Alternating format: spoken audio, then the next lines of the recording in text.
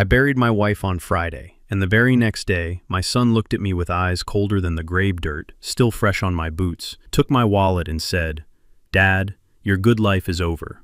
But he did not know that every word he spoke, every threat he made, and every dollar he planned to steal was being recorded by someone watching from the shadows. My name is Malachi Jeffers.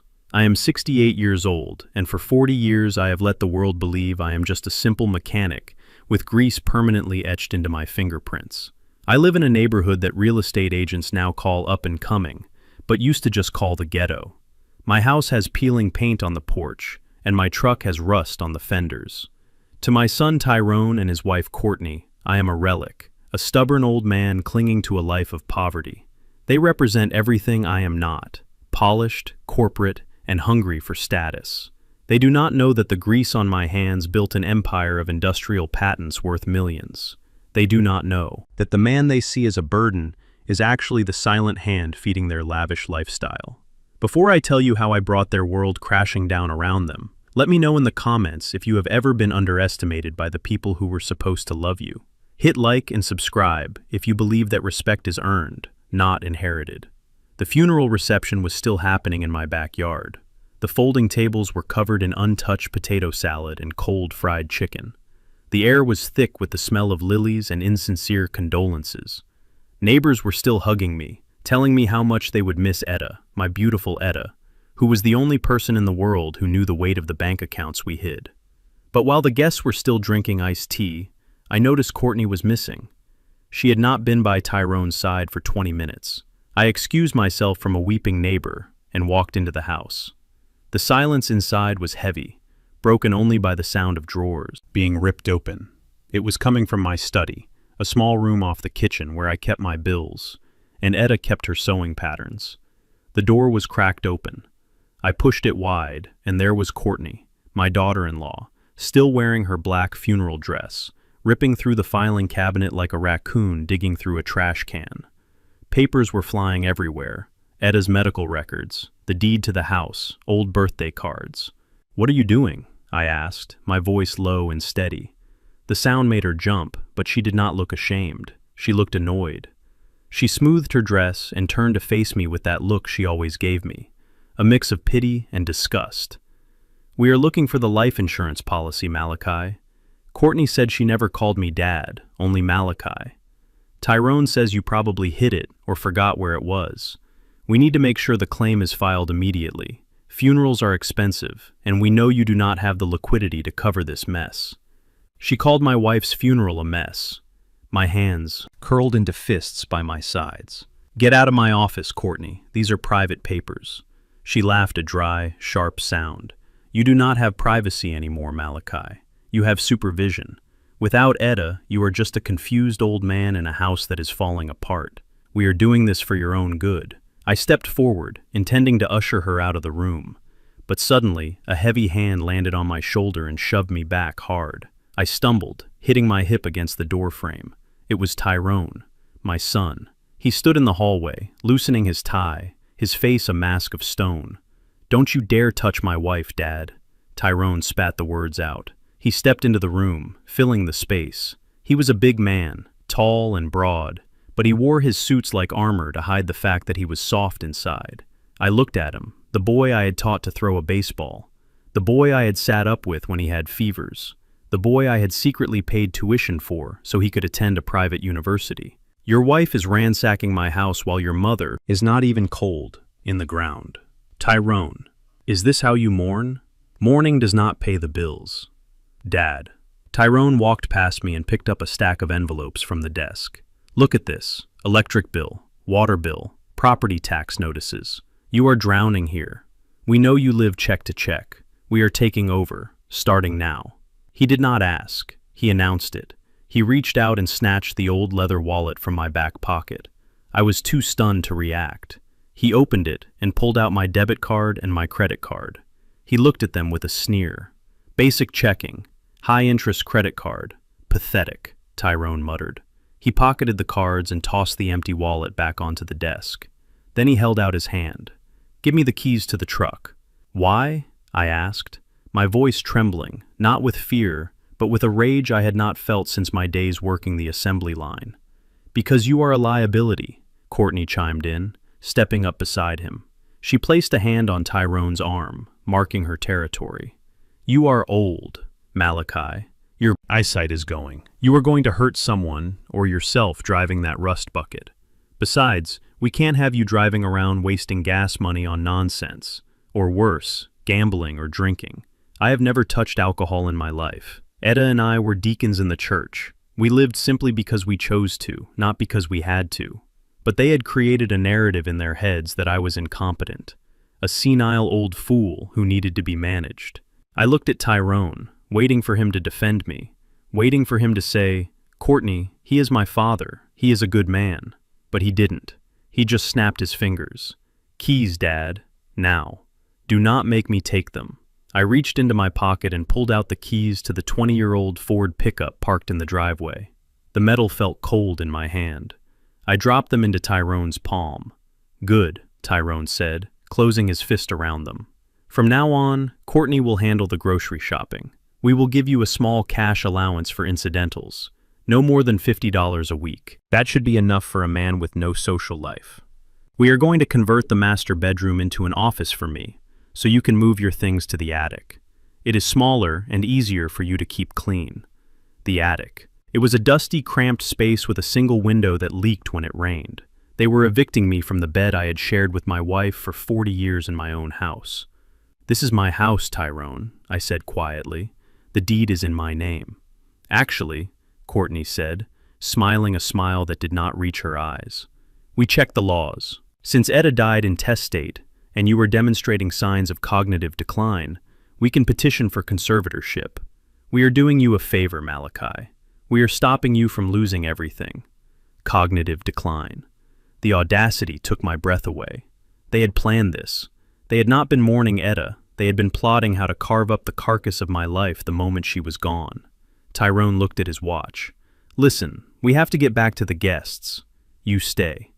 Here, try not to embarrass us any more today. Go upstairs and start packing your things for the attic. We want the master bedroom cleared out by tomorrow morning.' They turned and walked out of the room, leaving me standing there amidst the scattered papers of my life. My hip throbbed where Tyrone had shoved me. My wallet lay empty on the desk. My wife was gone, and my son had become a monster. I stood there for a long time, listening to the murmur of the party outside. I heard Tyrone laughing with a colleague, probably boasting about his promotion or his new project. He had no idea that the promotion he was so proud of was influenced by a call I made to a board member I played golf with. He had no idea that the luxury car he drove was paid for by a trust fund I replenished every month, disguised as a corporate bonus. He looked at the cards in his pocket and thought he had cut off my supply. He thought he had taken my power because he held a piece of plastic with a $2,000 limit. He was a fool. I walked over to the desk and picked up my empty wallet. I smoothed out the papers Courtney had thrown on the floor. Then, I looked up at the smoke detector mounted in the corner of the ceiling. A tiny red light blinked once, imperceptibly. My neighbor Kofi, a brilliant 19-year-old kid I had been mentoring in computer engineering, had installed that system for me a week ago, when I first suspected Tyrone was snooping around. It was a closed-circuit audio and video system, cloud-based, completely hidden. I looked directly into the lens, and my grief hardened into something cold and heavy, like a steel beam. "You want my life, Tyrone?" I whispered to the empty room. "You want to treat me like a child and steal what you think I have? You have no idea what you just started." I picked up a photo of Etta from the desk frame. Her smile was warm, her eyes full of the secret we shared. "Do not worry, my love," I said to her picture. "I am not going to let them destroy what we built. I am going to teach our son the hardest lesson of his life." I walked out of the office, my head bowed, my shoulders slumped, playing the part of the defeated old man. But inside I was calculating. The war had begun, and they had just made the mistake of bringing a knife to a nuclear fight. The next morning started with the metallic click of a lock tumbling into place. But it was not the sound of safety, it was the sound of a prison cell closing. I had woken up early, as I always do, a habit from 40 years of being on the shop floor. By 6 in the morning, I stepped out onto the back porch to check the tomato plants Etta had planted just weeks before she passed. The air was heavy and gray, smelling of ozone and wet asphalt, threatening a storm. When I turned back to the door to go inside and start the coffee, the handle would not turn. I jiggled it, thinking it was just stuck. The wood of this house swells in the humidity, and I had been meaning to plane the frame down for months. But it was not the wood. I looked closely at the lock. Cylinder. It was shiny, bright brass, completely new. They had changed the locks while I slept. I knocked on the glass pane of the door, gently at first, then harder. The sky opened up and the rain began to fall, cold and stinging. I stood there in my undershirt and pajama pants, shivering as the water soaked through the thin cotton. I was 68 years old, locked out of the home I had paid for brick by brick, standing in the rain like a stray dog. 10 minutes passed. The water dripped from my nose and chin. Finally, the kitchen curtain twitched. Courtney's face appeared behind the glass, looking annoyed, not concerned. She took her time unlocking the door. She opened it and stood in the threshold, blocking my way in. She was wearing a silk robe and holding a steaming mug of coffee. My coffee. "Oh, Malachi," she said, her voice dripping with fake surprise. "We did not know you were out here. Tyrone had a locksmith come late last night.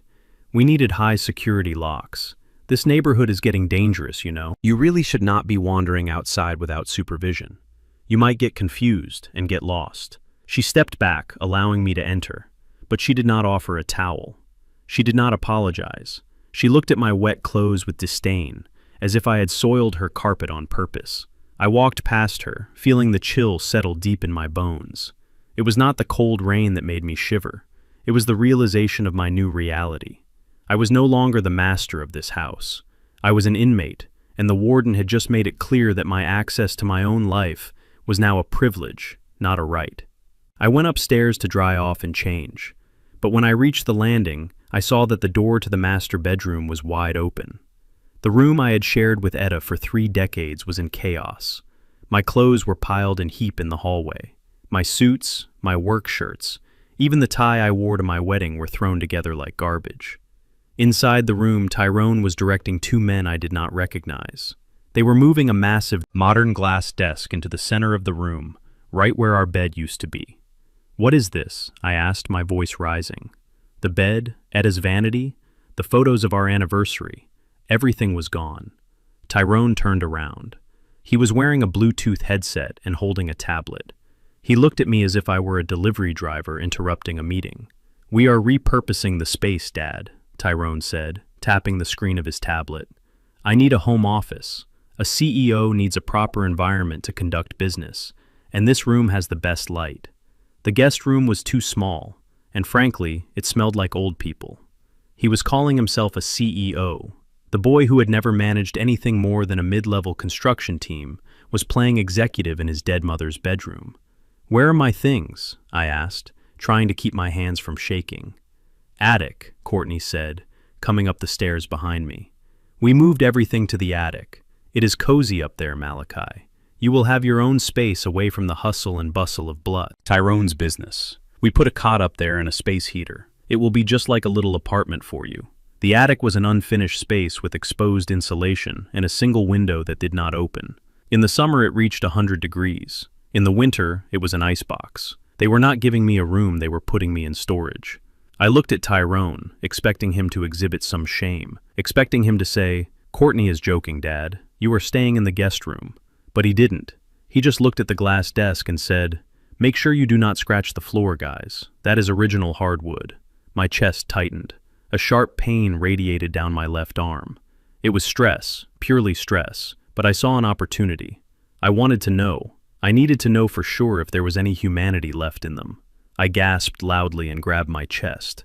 I stumbled and slid down the doorframe, landing heavily on the floor. I groaned, clutching my shirt, mimicking the symptoms of a heart attack I had seen 100 times. "On television, Dad," Tyrone said, but he did not rush to me. He did not drop his tablet. He stayed by the desk, annoyance flashing across his face.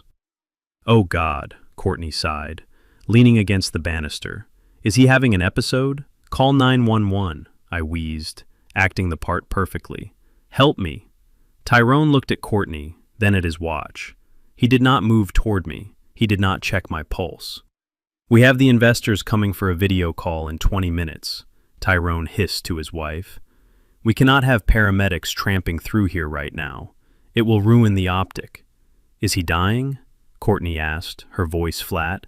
Or is he just being dramatic? Look at him, Tyrone. His color is fine.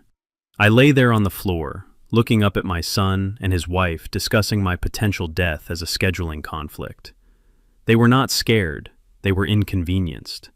Just give him a glass of water, Tyrone said, turning back to the movers. Keep working, guys. He is fine. He gets confused and thinks he is sick sometimes. It is a cry for attention. I closed my eyes and let out a long, slow breath. The pain in my chest was gone, but a new pain, a colder, sharper pain, had taken its place. I had my answer. They would let me die on this floor if it meant closing a deal. I stood up slowly, dusting off my pants. The act was over. I am fine, I said, my voice hard. I do not need your water. I walked past them and climbed the narrow stairs to the attic. It was sweltering hot up there and smelled of dust and dead wasps. I sat on the cot they had thrown in the corner and listened to them laughing downstairs. I needed air. I needed to think. I waited until evening when I heard the television blaring in the living room and slipped out the back door again, using the new key Courtney had tossed at me. I walked to the back fence where the yard met the alleyway. The rain had stopped, and the air was thick with humidity. I leaned against the chain-link fence, gripping the metal until my knuckles turned white. Psst, Mr. Jeffers. The whisper came from the shadows of the large oak tree in the neighbor's yard. I didn't jump. I knew who it was. Kofi, I said softly. Is the coast clear? A lanky young man in a hoodie stepped out from behind the trunk. Kofi was 19, a genius with coding and electronics. He was studying at the State University on a scholarship I had anonymously funded. He was the son I wished I had. Yeah, they are watching a movie, Kofi whispered, glancing at my house. I saw the movers today. They put your stuff in the attic, Mr. Jeffers. That is messed up. It is temporary, Kofi, I said. Whatever they think they are doing, it is temporary. Do you have it? Kofi reached into the front pocket of his hoodie and pulled out a phone. It was not a smartphone. It was an old, heavy, rectangular device. A burner phone. A brick. The kind that couldn't be tracked. The kind that didn't have apps to spy on you. Battery is fully charged, Kofi said, passing it through the gap in the fence. I loaded the secure app I wrote for you. It connects directly to the cameras we installed inside, the smoke detectors and the motion sensors. It uses the neighbor's unsecured Wi-Fi, so it won't show up on your home network bill. Press the number 1 to cycle through the video feeds. Press number 2 to record audio. The cloud storage is encrypted. Only you have the key. I took the phone. It felt heavy and solid in my hand, like a weapon. Thank you, son, I said, reaching into my pocket and pulling out a roll of cash. I had taped to my ankle underneath my sock. It was $1,000. No, Mr. Jeffers, Kofi said, backing away. You paid for my books this semester. You fixed my mom's car for free. I am not taking your money. Take it, I insisted, pushing the money through the fence. This is a business transaction. You are my security consultant now. And besides, I need you to buy something else for me. I need a GPS tracker, the smallest one you can find. Kofi's eyes widened, but he took the money. You going to put it on his car? I am going to put it on everything, I said grimly. Go now, before they see you, Kofi. Nodded and disappeared back into the shadows. I slipped the brick phone into my waistband and pulled my shirt over it. I looked back at my house. The light from the master bedroom, my bedroom, was shining brightly. I could see Tyrone's silhouette pacing back and forth, talking on his headset, playing the big shot. Enjoy the view while you can, son, I whispered to the darkness, because the landlord is home and rent is due. The crash of a porcelain bowl shattering against the wall woke me from a light doze on the cot in the attic. It was not a clumsy accident. It was the sound of rage, pure and unfiltered. I sat up, my joints popping in the humid heat of the cramped space, checking the time on the brick phone Kofi had given me. It was barely 7 in the morning. I heard heavy footsteps stomping up the narrow stairs, followed by the door being kicked open. Tyrone stood there, his eyes bloodshot, his expensive suit shirt wrinkled and stained with sweat. He looked like a man who had been hunting all night, and found nothing but his own shadow. "Where is it, Dad?" Tyrone barked, marching across the room. He grabbed the collar of my undershirt and hauled me to my feet. The cot screeched against the floorboards.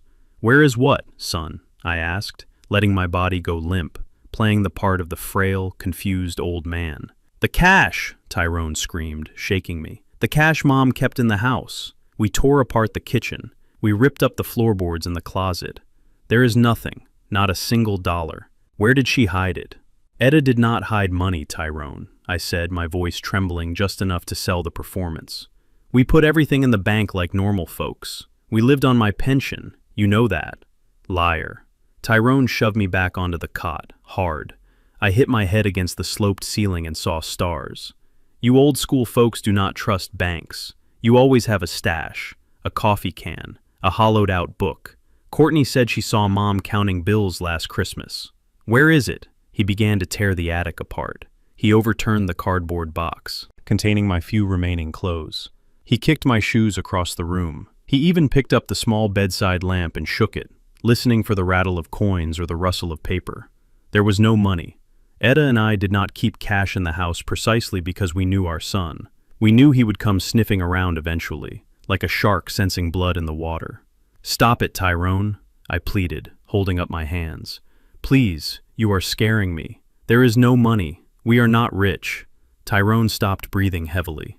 He looked at me with such contempt it felt like a physical blow. He stepped closer, looming over me. "Empty your pockets," he ordered. I stood up slowly and turned out the pockets of my trousers. A linty handkerchief, a few breath mints, and the 2 quarters I had found on the floor yesterday.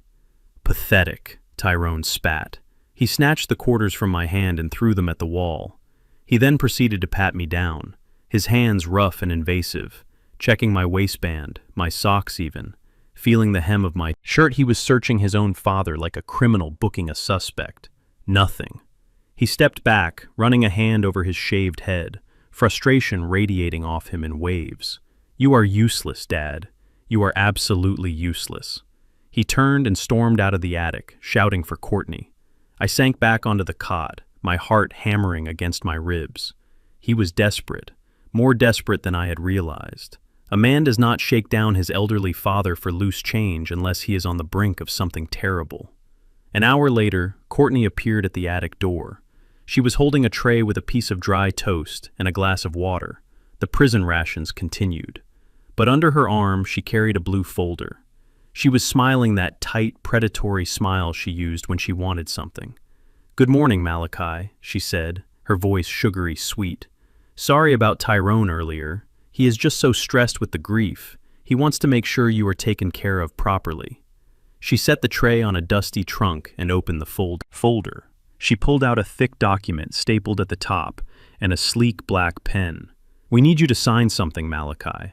It is just a formality. Since you are having trouble remembering things and getting around, Tyrone needs legal authority to handle your bills and talk to the insurance company. It is called a power of attorney. It just lets us help you." I looked at the document. I knew exactly what it was. It was a durable power of attorney granting Tyrone Jeffers full, uncontrolled access to every asset, account, and property in my name. It was the key to the kingdom, or so they thought. "I do not know, Courtney," I said, rubbing my eyes. "I should probably have Mr. Wainwright look at this. He did our wills." Courtney's smile faltered for a second. "Mr. Wainwright is expensive, Malachi, and you do not have any money right now. Besides, this needs to be done today so we can pay the electric bill. Do you want the lights to go out? Do you want to sit up here in the dark?" She held out the pen, clicking it open. "Trust us, Malachi. We are family." I reached out my hand, shaking violently. I took the pen, holding it awkwardly like a child learning to write. I squinted at the paper. "Where do I sign?" I asked. "Right there at the bottom." Courtney pointed a manicured finger at the line. "Sign your full name." I leaned over the paper, the pen hovering. I pressed the tip down and began to scrawl. I made the M a jagged mountain range. The A was a flat line.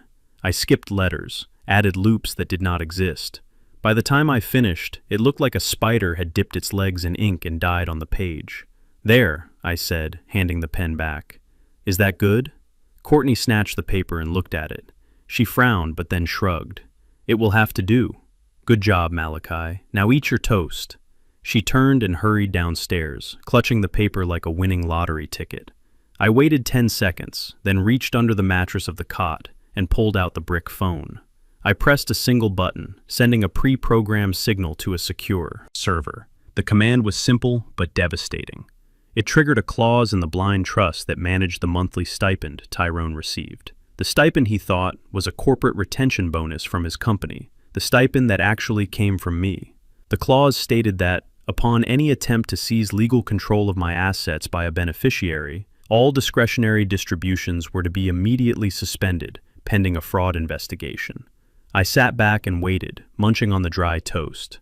It needed butter, but victory tasted rich enough. Downstairs, the house was quiet for about 20 minutes. Then I heard it, the distinct ping of a notification on Tyrone's phone, followed by a silence that stretched tight like a rubber band. "What?" Tyrone's scream tore through the floorboards. It was a sound of pure primal terror.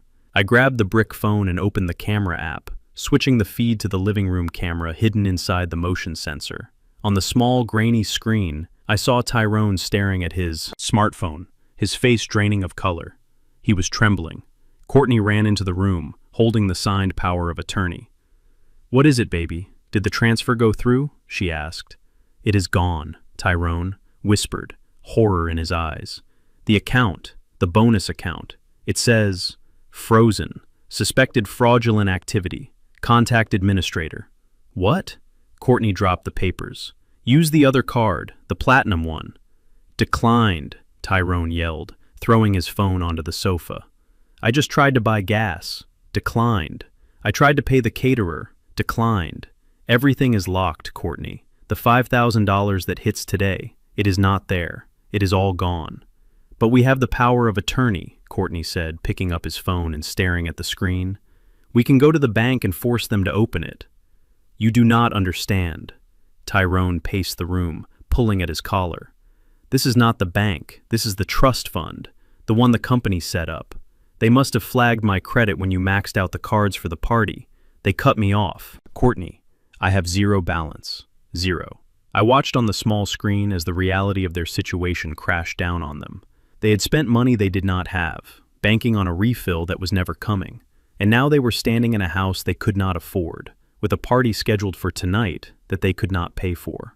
Tyrone grabbed a crystal vase from the coffee table, a piece Etta had loved, and hurled it across the room. It smashed against the fireplace, shattering into 1,000 glittering shards. "It is him," Tyrone screamed, pointing at the ceiling, pointing right at me. "It is that old man. He is a curse. Ever since Etta died, everything has gone to hell. He is a black hole, Courtney. He is bad luck. He is just a senile old fool," Courtney hissed, stepping over the broken glass. "He does not have the power to do this. This is a glitch, Tyrone. We just need to fix it. Call the bank. Call your boss." "I cannot call my boss," Tyrone roared. His voice cracked with panic. "I cannot let them know I am broke. They think I am solvent. They think I am executive material. If they find out my accounts are frozen, they will audit me. And if they audit me," he did not finish the sentence. He did not have to. I knew what he had been doing. I knew about the petty embezzlement, the padded expense reports. I had been covering for him silently, filling the gaps so he would not get caught. But now the safety net was gone. Tyrone collapsed onto the sofa, burying his face in his hands. "We are dead," he moaned. "We are so dead." Courtney sat beside him, her face hard and calculating. "We are not dead. We still have the house. The market is hot, Tyrone. If we sell this place, we can clear the debts. We can get the cash. We just need to get him out. Get him out." Tyrone looked up, his eyes wild. "To where?" "Anywhere," Courtney said. "The county home, the shelter. I do not care. We sell the house, fast cash buyer. Then we take the money and leave." I watched them plotting my disposal, their panic turning into ruthlessness. But then Tyrone's phone rang. Again he looked at the screen, and his face went from pale to gray. He did not answer it. He let it ring. "Who is that?" Courtney asked. Tyrone stood up, walking away from her, walking toward the window, looking out into the street. "It is the guys," he whispered. "The guys." Courtney's voice dropped. You said you paid them. I was going to, Tyrone said, sweat beading on his forehead. With the bonus, with the money from the insurance policy that does not exist.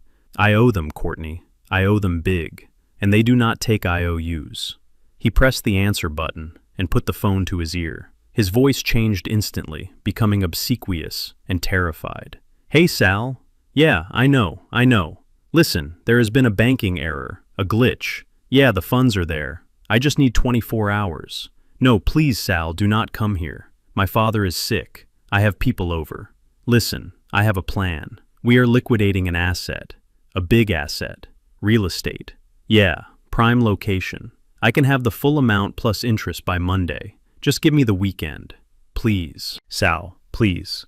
I watched my son beg for his life to a loan shark. I saw the terror in his eyes, the way his hand shook as he held the phone. This was not just about greed anymore. This was about survival. He had dug a hole so deep he could not see the sky, and now he was willing to bury me to fill it. He hung up the phone and leaned his forehead against the cool glass of the window. I heard him whisper to himself, I have to fix this. I have to fix this. Up in the attic, I closed the app and set the phone down. My hands were steady. My heart was cold. I had cut the cord. The baby was crying, but he was about to learn that no one was coming to pick him up. The house was not his asset. It was his trap, and he was already caught. The car ride to the facility was silent and suffocating, like a hearse carrying a living corpse. Courtney drove her knuckles white on the steering wheel, while Tyrone sat in the passenger seat, staring out the window, avoiding my gaze in the rearview mirror. I sat in the back, sandwiched between a box of adult diapers and a plastic bag containing the few clothes they had deemed necessary for my new life. They had told me we were going for a drive to see a nice place, a community, a place where I would have friends. We pulled off the highway and drove past the strip malls and the abandoned factories into a part of the city the street sweepers forgot. The building loomed ahead of us, a gray concrete block stained with water damage and surrounded by a chain-link fence topped with razor wire. The sign out front had missing letters. It read, Shady Pines Care Center, but the C was gone, making it read, R Center. There was no care here. I knew that the moment the automatic doors slid open. The smell hit me first. It was a thick physical wall of industrial bleach, trying and failing to mask the underlying scent of urine, boiled cabbage, and despair. It was the smell of a place where people came to wait for death. The floors were linoleum, scuffed and yellowed under the flickering fluorescent lights. In the corner of the lobby, a television blared a cartoon at maximum volume, while 3 elderly residents sat in wheelchairs, slumped over and drooling, completely ignored by the staff. Courtney marched up to the reception desk, her heels clicking loudly on the hard floor, looking out of place in her designer jeans and silk blouse. She rang the bell on the counter with impatient force. "We are here to see Director Miller," she announced loudly. "We have an appointment for an immediate placement admission. The check is in my hand." A woman in scrubs that looked like they had not been washed in a week looked up from her phone. She chewed gum loudly and pointed down the hall. "Third door on the left. He is expecting you." Tyrone finally looked at me, giving me a weak pat on the shoulder. "Come on, Dad. It is just a meeting. Let's just see what they have to offer." I shuffled along, playing the part of the confused old man, my feet dragging on the floor. But my eyes were sharp, recording everything I saw. Nurse handle a patient, roughly jerking his arm to get him back into a chair. I saw a tray of food left on the floor, where roaches scurried into the cracks. This was a warehouse for the unwanted, a dumping ground for the inconvenient. We entered the office of Director Miller, a small man with a stained tie and eyes that calculated value rather than humanity, sat behind a desk cluttered with files. He stood up and shook Tyrone's hand, not even looking at me. "Mr. Jeffers, Mrs. Jeffers, welcome. I have the paperwork ready for the economy suite you requested." Courtney sat down and crossed her legs. "Economy suite sounds lovely. Does that include the meal plan?" "It includes 2 meals a day," Miller said, leaning back. 3 meals is an extra $400 a month. Most of our residents at this price point do not have much of an appetite anyway, so it is a waste. 2 meals is fine, Courtney said quickly. He needs to lose a little weight anyway. What about the room? Is it private? Miller laughed, a dry, hacking sound. "Private rooms are for our platinum members. The economy package is a quad. You share a room with 3 other gentlemen.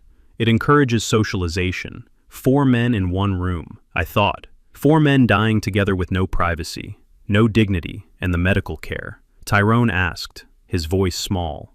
Is there a doctor? A doctor visits once a week, Miller said, shrugging. If there is an emergency, we call an ambulance. But that is billed separately, directly to the patient. We keep costs low by cutting out the frills. No physical therapy, no organized outings, just a bed, a roof, and basic hygiene. Basic hygiene, Courtney repeated, looking at the contract. That sounds perfect. He does not need outings. He gets confused if he leaves his room. Just keep him fed and make sure he does not wander off. We want the cheapest option that keeps us legally compliant. Miller nodded, taking a pen out of his pocket. That would be our bronze tier. It is strictly custodial. No television in the room, no personal phone line, shared bathroom at the end of the hall. It is $2,000 a month cash or certified check up front. I sat in the plastic chair in the corner, listening to my daughter-in-law haggle over the price of my existence. She was negotiating my life like she was buying a used car, trying to get the dealer to knock off a few $100s for scratches and dents. Can we waive the intake fee? Courtney asked. We are bringing him in today. We are saving you the trouble of marketing the empty bed. Miller pursed his lips, thinking, fine, waived. But you sign the liability waiver now. If he falls, if he gets sick, if he walks out the front door and gets hit by a bus, we are not liable. Where do I sign? Tyrone asked, reaching for the pen. Wait, Miller held up a hand. We need to process the payment first, and I need to get the room ready. The previous tenant just passed away this morning. Housekeeping is still turning the mattress. Why don't you leave Mr. Jeffers in the lobby for an hour? Let him get acclimated to the environment. See if he makes... Any friends? Courtney stood up, smiling. Great idea. We have some errands to run anyway. We will go get the cashier's check and come back in an hour to sign the final papers and drop him off. They both turned to me. Dad, you stay here, Tyrone said, avoiding my eyes again. Sit in the lobby, watch TV. We will be right back. Do not move. They walked out of the office, leaving me with the man who ran this prison. Miller looked at me with cold indifference. Go sit in the lobby, old man, Miller said, dismissing me. Do not make a mess. I walked out to the waiting area and found a seat away from the blaring television. I watched a woman in a wheelchair crying softly for her mother, who had probably been dead for 20 years. I watched a man shouting at a wall, arguing with a ghost. This was their plan. This was my future. A slow, rotting death in a place that smelled of bleach and apathy. They were going to leave me here today. They were going to drive away and never look back, using my own money to pay for my imprisonment. I waited until the receptionist was distracted by a delivery driver. Then I stood up and shuffled toward the restroom, located down the hall. I entered the stall and locked the door, taking a deep breath to steady my nerves. I reached into my sock and pulled out the brick phone Kofi had given me. My hands were not shaking anymore. They were steady, with purpose. I dialed the number for Mr. Wainwright, my attorney, who had been waiting for my signal. It is time, I whispered into the phone when he answered. Initiate Operation Bait. Understood, Mr. Jeffers. Wainwright's voice was crisp and professional. The line is baited. The call will be made in 2 minutes. Are you safe? I am in hell, I said, but I am coming out, and I am bringing the fire with me. I hung up and hid the phone again. I flushed the toilet for effect and walked back out to the lobby, sitting down in the same plastic chair, merging back into the scenery of the discarded. Outside in the parking lot, Tyrone and Courtney were sitting in my truck arguing. Courtney was screaming about the cost.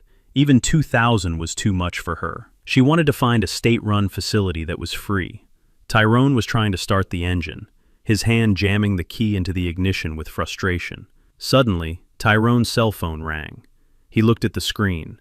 It was an unknown number, a local area code. Answer it, Courtney snapped. It might be the loan shark. Tyrone answered, his voice trembling. Hello? Is this Mr. Tyrone Jeffers? The voice on the other end was deep, smooth, and dripped with money. Yes. Who is this? My name is Alexander Sterling. I represent a private investment group based in Dubai. We are looking to acquire heritage properties in your neighborhood for a revitalization project. I understand your father, Malachi Jeffers, owns the property at 424 Oak Street. Tyrone's eyes went wide. He put the phone on speaker. Yes, that is my father's house. I handle his affairs. Excellent, Mr. Sterling said. We are moving quickly, Mr. Jeffers. We have a brief the window to acquire the assets for our portfolio.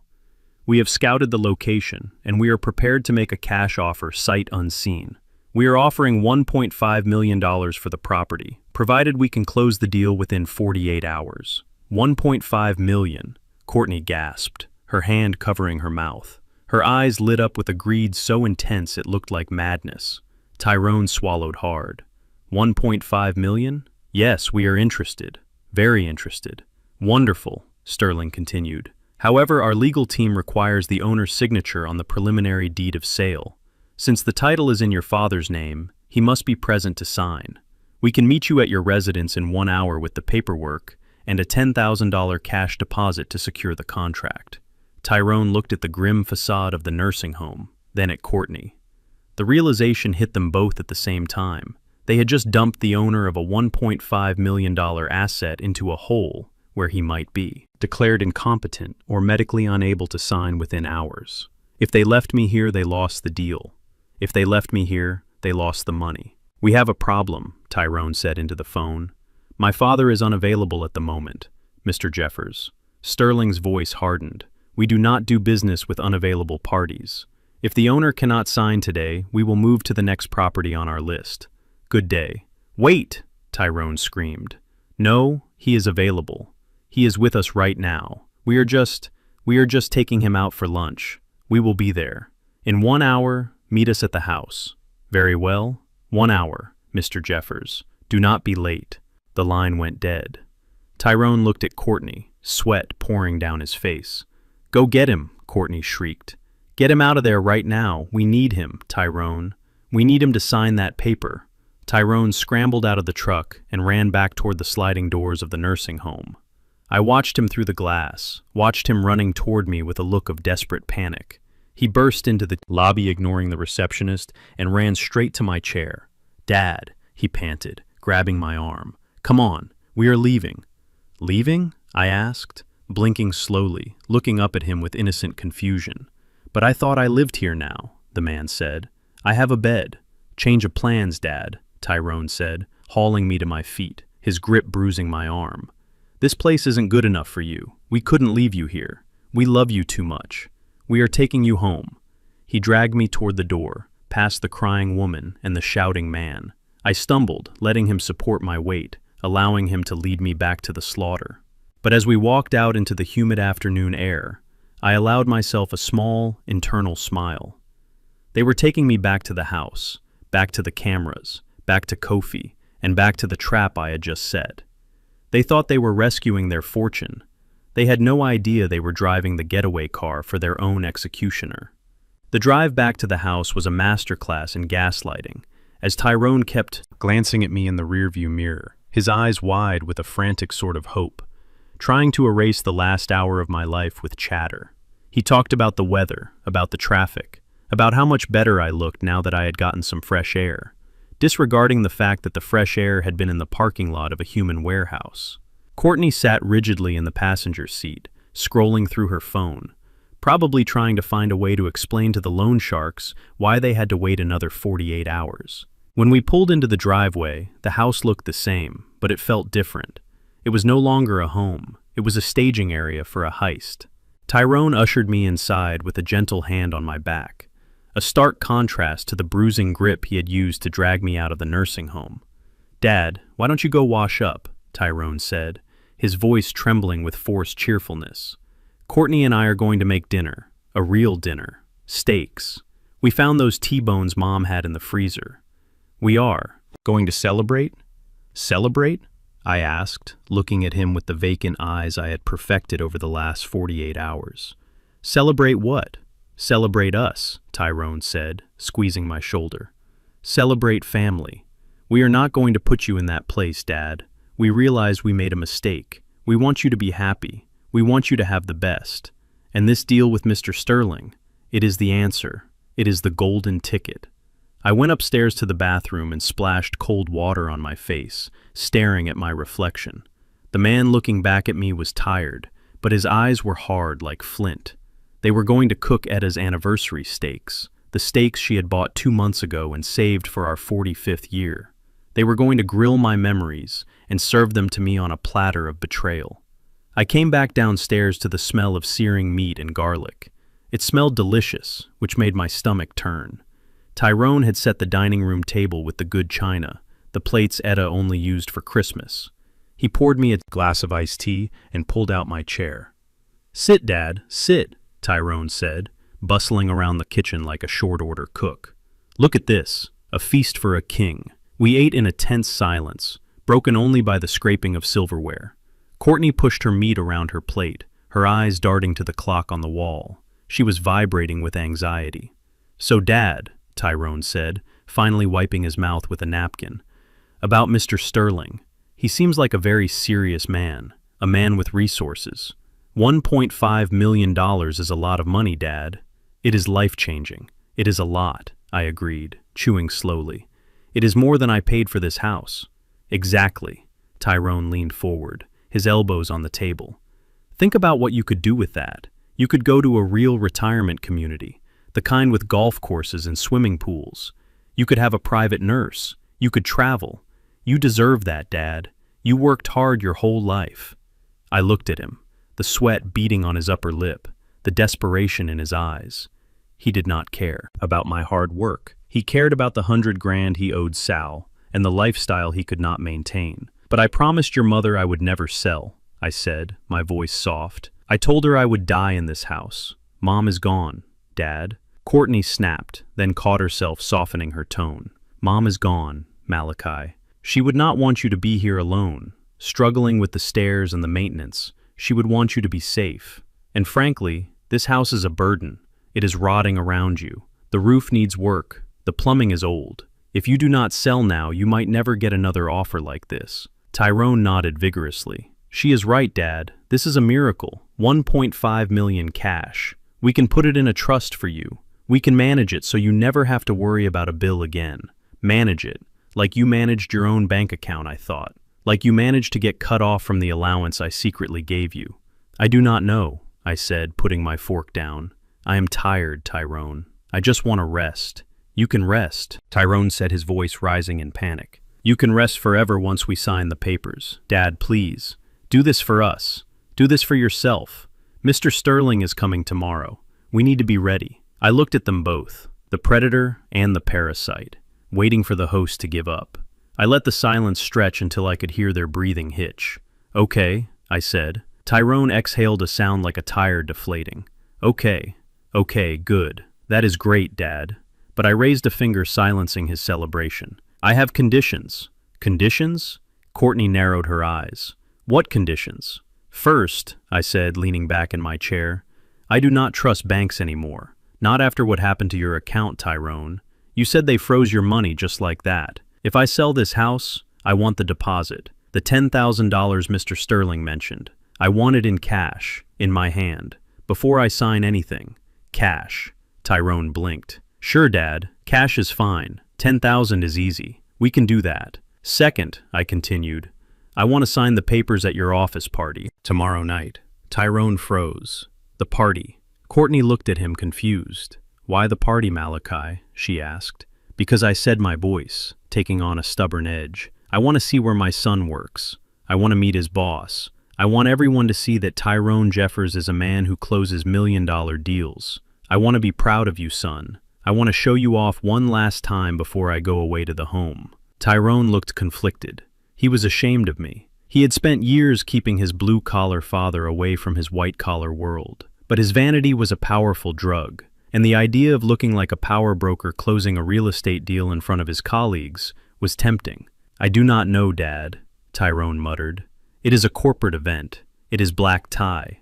I have a suit," I said. "It is old, but it is clean. Let me do this, son. Let me have this one moment." Tyrone looked at Courtney. She shrugged, a tiny movement that said, "Just give him what he wants so we can get the money." "Fine," Tyrone said, a smile creeping onto his face. "Fine, Dad. You can come. You can sign the papers there. It will be a big moment, a passing of the torch." "Good," I said. "Good. Then it is settled." I stood up to clear my plate, but as I did, my elbow knocked over the glass of iced tea. The dark liquid spread across the white tablecloth, dripping onto the floor. "Oh, for God's sake," Courtney hissed, jumping up. "You are so clumsy, Malachi. Look at this mess." "I am sorry," I stammered, grabbing a napkin. "I will clean it up." "No, sit down," Courtney snapped, grabbing the tablecloth and bunching it up. "Go into the living room. Just get out of the way." I shuffled into the living room, my head down, pretending to be cowed. I sat in my recliner, the leather worn smooth by years of reading the evening paper. Courtney and Tyrone were in the kitchen, arguing in hushed whispers about the stain in the party. I looked over at the fireplace mantel, where Etta used to keep her collection of porcelain angels. They were gone, probably packed in a box or thrown away. But on the mantel, sitting alone, was a small black notebook. It was mine. I had left it there days ago, before the chaos started. It was a simple moleskin notebook, filled with numbers and letters, random strings of characters that looked like gibberish to the untrained eye. But to me, they were the keys to the kingdom. It was the seed phrase to a cold storage Bitcoin wallet, containing a significant portion of my wealth, accumulated over a decade of early investing, guided by Kofi. Courtney walked into the living room holding a trash bag. She saw me looking at the notebook, and her eyes followed my gaze. She walked over and picked it up, flipping through the pages. "What is this?" she asked, looking at the scribbles. "Is this another one of your senile lists, Malachi? Are these codes for the television?" "Give me that," I shouted, jumping out of the chair with a speed that surprised her. "That is mine. That is private." Courtney stepped back, holding the book out of my reach. She looked at the pages again, her lip curling. "These are just random letters. You are losing it, old man. You are writing nonsense." "It is not nonsense," I yelled, reaching for it. "It is my money. The boy at the computer store said it was digital gold. He said if I kept those codes I would be rich. It is my retirement.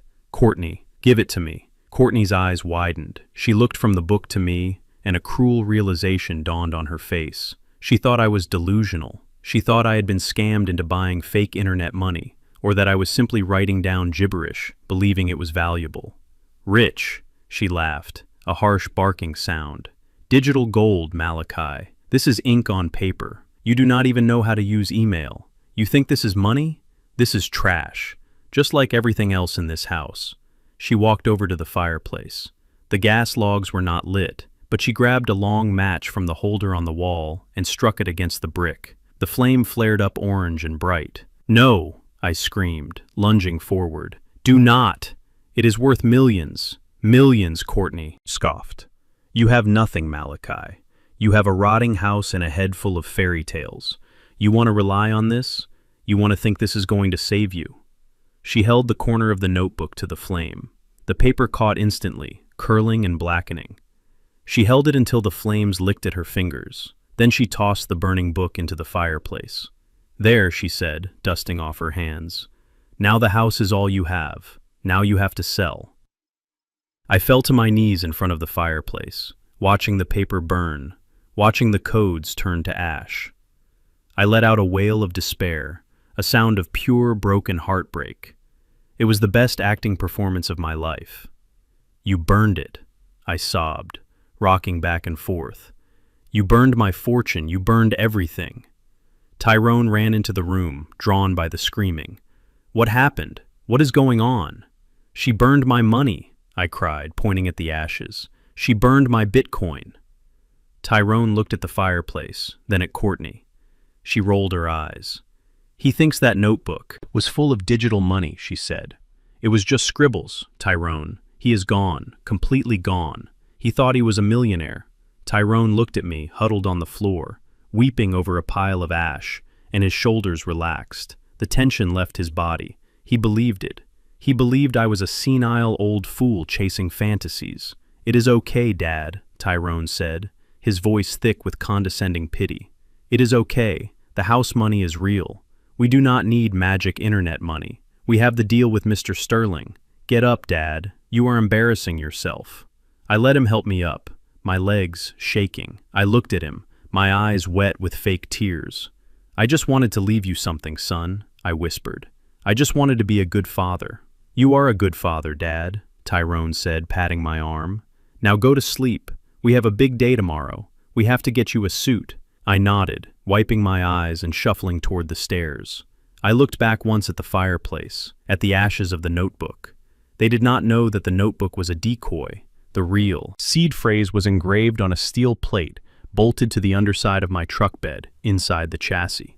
They had burned a copy, a prop. I climbed the stairs to the attic, listening to them laugh downstairs, listening to them toast their victory. They thought they had broken me. They thought they had cornered the rat. But as I lay down on the cot in the darkness, I smiled. A cold, hard smile. They wanted to see a show. They wanted to parade me around their corporate party like a trophy. Fine, I would give them a show. I would give them a performance they would never forget. I pulled out the brick phone and sent a single text message to Mr. Wainwright. The trap is set. Meet me at the gala. Bring the paperwork, and bring the hammer. Tomorrow night. Tyrone Jeffers was going to learn what it really meant to be a big shot. He was going to learn that the higher you climb, the harder you fall. And I was going to be the one to push him. The transformation of my home was a desecration that happened in less than 6 hours. Courtney had hired a staging crew to turn the cozy living room I had built with my own hands into a sterile showroom of rented furniture and fake art. They covered Etta's floral wallpaper with white sheets. They hid my recliner in the garage. And they set up a bar right where the family Christmas tree used to stand.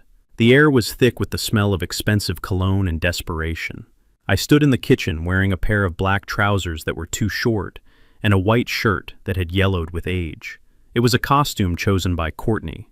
She had taken my good suit, the one I wore to church, and locked it away, telling me I needed to look the part of the help, not the host. Here, she said, shoving a silver tray of champagne flutes into my hands.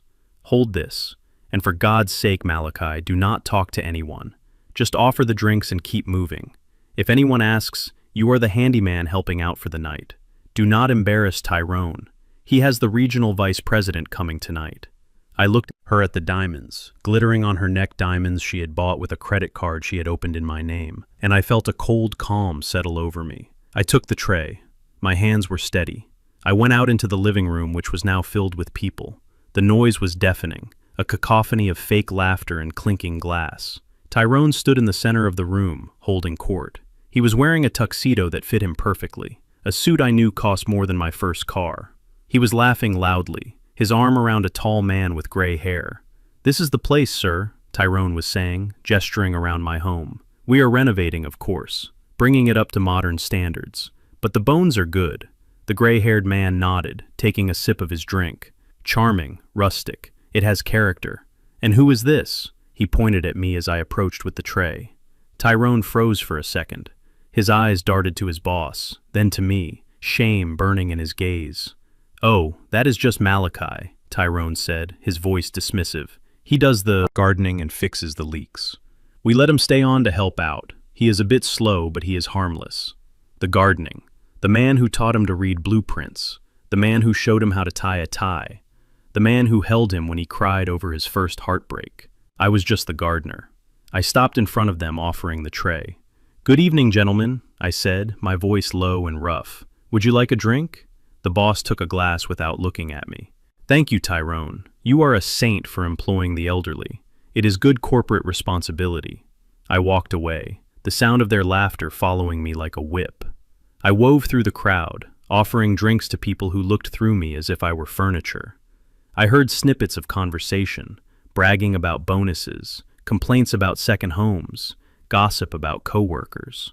They were peacocks strutting in a barnyard, terrified of getting mud on their feathers.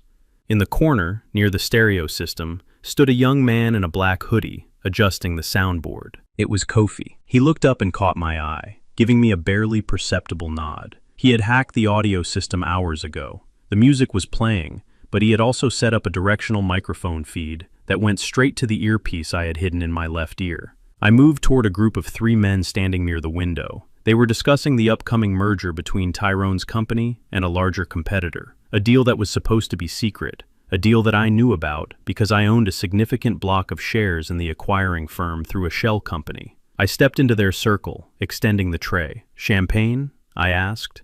One of them, a heavy-set man with a red face, waved me away. "No, we are fine." I leaned in closer, invading his personal space just enough to be uncomfortable.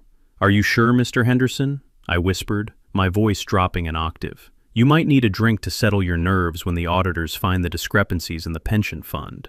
Henderson dropped his glass. It shattered, on the floor, spraying champagne over his polished shoes. "What did you say?" he sputtered, staring at me. "I did not say anything, sir," I said, straightening up and resuming my role as the confused old man. "Let me get a towel for that mess." I walked away, leaving him pale and shaking, whispering furiously to his colleagues. I moved to the next group. 2 women were talking about the CEO, complaining about his leadership style. One of them was the CFO of Tyrone's division. "More napkins, ma'am?" I asked, holding out a small stack. She took them without looking. "Thanks." I leaned in, pretending to pick up an empty glass. "Is it true what they say about the patent infringement lawsuit on the XT900 prototype?" I whispered. "It would be a shame if the board found out the design was stolen from a Japanese subsidiary before the quarterly meeting." The CFO froze. She looked at me, her eyes wide with shock. "Who are you?" she hissed. "Just the help, ma'am," I mumbled, moving away quickly. "Just picking up the trash." I worked the room like a ghost. For the next hour, I planted landmines in every conversation. I whispered about hidden debts, about secret affairs, about looming layoffs. I knew their secrets because I had been researching this company for 20 years, ever since Tyrone started working there.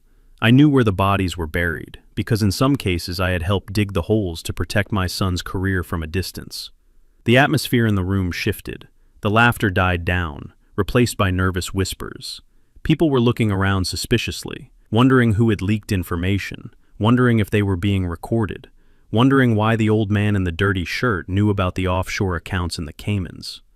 Tyrone noticed the change. He saw his guests looking uncomfortable, saw them checking their phones and whispering. He rushed over to me, grabbing my arm and dragging me into the kitchen. "What are you doing, Dad?" he hissed, his face inches from mine. "People are acting weird. Henderson looks like he is about to have a stroke. Did you say something to him?" I pulled my arm free. "I offered him a drink, son," I said innocently. "Maybe he does not like cheap champagne." "It is not cheap," Tyrone snapped. "This is $1,000 a bottle vintage. Courtney ordered it special." I looked at the bottles lined up on the counter. They were indeed expensive labels, vintage Dom Perignon. But I knew something Tyrone did not. I reached out and picked up one of the bottles, running my thumb over the label. "It feels lighter than it should," I said. "What are you talking about?" Tyrone asked, grabbing the bottle from me. "I am talking about authenticity, Tyrone," I said, my voice losing the tremor, dropping the act for just a second. "Real champagne has a specific weight. This glass is too thin. And the label, look at the glue. It is peeling at the corner." Tyrone looked at the bottle, then at me, confusion warring with anger. "So what?" So I said, leaning against the counter. "Your wife paid $5,000 for a case of sugar water and carbonation. This is counterfeit, Tyrone. It is fake, just like everything else in this house tonight." Tyrone stared at the bottle. "Does it matter?" he asked, his voice rising. "If they drink it and think it is real, does it matter?" "It matters if you paid for the real thing," I said. "But you didn't pay, did you?" "Courtney did." "With the black card," Tyrone looked relieved. "Yeah, the black card. Her family's card. The one with the unlimited limit. She said she wanted to treat us." I laughed. A low, dry sound devoid of humor. "Son, you are a project manager. You deal with logistics. Have you ever seen the bill for that card?" "No," Tyrone said, defensive. "She handles the finances for the household. She says it is better that way." I reached into the back pocket of my trousers and pulled out a small, crumpled piece of thermal paper. It was a receipt I had fished out of the trash earlier that day, when Courtney thought I was napping. "Take a look at this," I said, handing it to him. Tyrone took the receipt. It was from the liquor store where the wine was purchased. It showed the transaction for the wine $5,000. But at the bottom, it did not say Amex Centurion. It said Visa Debit Prepaid. Tyrone looked up at me, his brow furrowed. "Prepaid? What does that mean?" "It means that is not a credit card, Tyrone. It is a reloadable debit card, the kind you buy at a grocery store, the kind drug dealers and scammers use to move money around without a paper trail." So Tyrone asked. He was not getting it. He was so desperate to believe in the fantasy, he could not see the math. "So where did the $5,000 come from, son?" I asked gently. "If she does not have a credit line and you are broke, Where did she get $5,000 cash to load onto a burner card? Tyrone's face went slack. The gears were finally turning. He looked at the receipt, then at the door to the living room where Courtney was laughing with the wives of his bosses, playing the part of the wealthy hostess. She told me her parents wire her money, Tyrone whispered. She said it is an allowance. Her parents are mail carriers in Ohio. Tyrone the First said, they live in a 2-bedroom ranch and drive a Honda. They do not have $5,000 to spend on wine. She stole it. Tyrone stole it. From who? From you, I said. And when you ran out from me, she pawned your mother's jewelry, Tyrone. The necklace Etta wore on our wedding day, the pearl earrings, the diamond tennis bracelet I gave her for her 50th birthday. She sold them all to a pawn shop on 4th Street yesterday morning. That is where the cash came from. She is not rich, son. She is a parasite, and she has been feeding on us for years. Tyrone looked like he was going to be sick. He leaned against the counter, breathing hard. No, he said, shaking his head. No, she wouldn't. She loves me. She loves the lifestyle. I corrected. She loves the idea of you, but right now, looking at this receipt, I think she loves money more than anything else. And guess what, Tyrone? The wine is fake, the card is fake, and in about 10 minutes when I go out there and pour a glass of this vinegar for your boss, his opinion of you is going to be fake too, because he is going to know you served him swill at a black tie event. Tyrone grabbed the bottle and looked at the label again, peeling back the corner. It came away easily, revealing a cheaper label underneath. Oh my God, he whispered. She scammed me. I straightened my shirt, buttoning the collar. I am going back out there, son. I have a job to do. I have to serve the guests. But you have a decision to make. You can keep pretending, or you can ask your wife what else she has been lying about. I walked out of the kitchen, leaving him standing there in the harsh fluorescent light, holding a bottle of fake champagne and the receipt that proved his life was a lie. The party was just getting started. The music was louder now, and the guests were drunker, but the tension in the room was palpable. The seeds of doubt I had planted were sprouting. Eyes were darting. Conversations were hushed. I saw Mr. Wainwright enter the room. He was wearing a tuxedo that fit him better than anyone else's. He stood by the door, holding a leather briefcase. He saw me and nodded. It was time. I walked over to the buffet table and picked up a silver spoon. I tapped it against a crystal glass, the sound ringing out clear and sharp, cutting through the chatter. Attention, everyone, I said, my voice projecting to the back of the room. Attention, please. The room went silent. Faces turned toward me, confused, annoyed, amused. The gardener wants to make a toast, someone chuckled. I looked at Tyrone, standing in the kitchen doorway, pale and sweating. I looked at Courtney, freezing with a canapé halfway to her mouth. I am not the gardener, I said, dropping the accent, dropping the stoop, dropping the act. My name is Malachi Jeffers, and I have a few things to say about the future of this company. The room gasped, and I smiled, because the devil was about to get his due. I stood in the hallway just outside the swinging door of the kitchen, adjusting the cuff of my ill-fitting shirt, while the earpiece in my left ear buzzed with the static of a marriage disintegrating. Kofi had done his job well. The audio feed was crystal clear, transmitting every venomous whisper from the other side of the door. I leaned against the wall, closing my eyes and listening to the sound of my son, realizing he had married a monster. You lied to me. Tyrone's voice was a low growl, shaking with a mixture of rage and humiliation. You told me your parents were investors. You told me that card had a $500,000 limit. You let me parade around here serving $5 swill to the regional vice president, thinking I was the man. Do you know what Henderson is going to do on Monday? He is going to audit my expense reports, Courtney, because he knows if I am fake about the wine, I am fake about the numbers. I heard the sound of a hand slamming against the granite countertop. Shut up, Tyrone, Courtney hissed back, her voice devoid of the sweet syrup she used in public. You want to talk about lies? You told me you were an executive. You told me you had a trust fund coming when your mother died. You are a mid-level project manager with a gambling problem, and a leased BMW that is 2 months behind on payments. Do not stand there and act like you are the victim. I flinched. The gambling, that was new. I knew he wasted money on clothes and cars, but gambling explained the desperation. It explained the loan sharks. I did that for us, Tyrone pleaded, his anger crumbling into whining. I was trying to build a life. You spent $50,000 on a wedding we could not afford. You maxed out the credit cards I opened in my dad's name. Where did that money go? Courtney. It certainly did not go to the wine. It went to interest payments, you idiot. Courtney spat.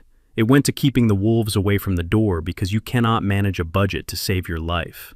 And yes, I pawned the jewelry. I pawned it because I needed to look the part of a successful wife. While you played pretend in your cubicle. We are drowning, Tyrone. We are $300,000 in the hole. And that old man out there is the only life raft we have left. $300,000. The number hit me like a physical blow. My wife and I had saved for 40 years to build our wealth. We scraped and sacrificed, and these two had burned through a fortune in imaginary money before they even had it.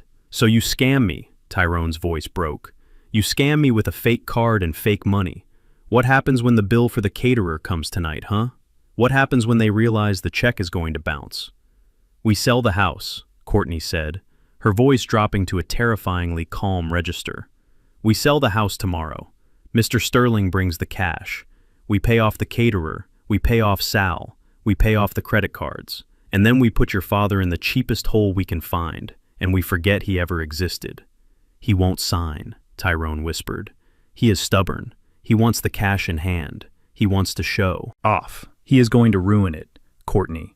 He is going to say something stupid to Sterling, or he is going to realize what we are doing.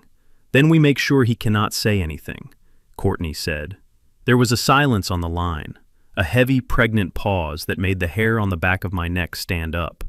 What do you mean? Tyrone asked. I mean, we stop asking, and we start making sure. Courtney walked across the kitchen. I could hear her heels clicking on the tile. I heard the rattle of a pill bottle. The prescription sleep aid you take, Tyrone.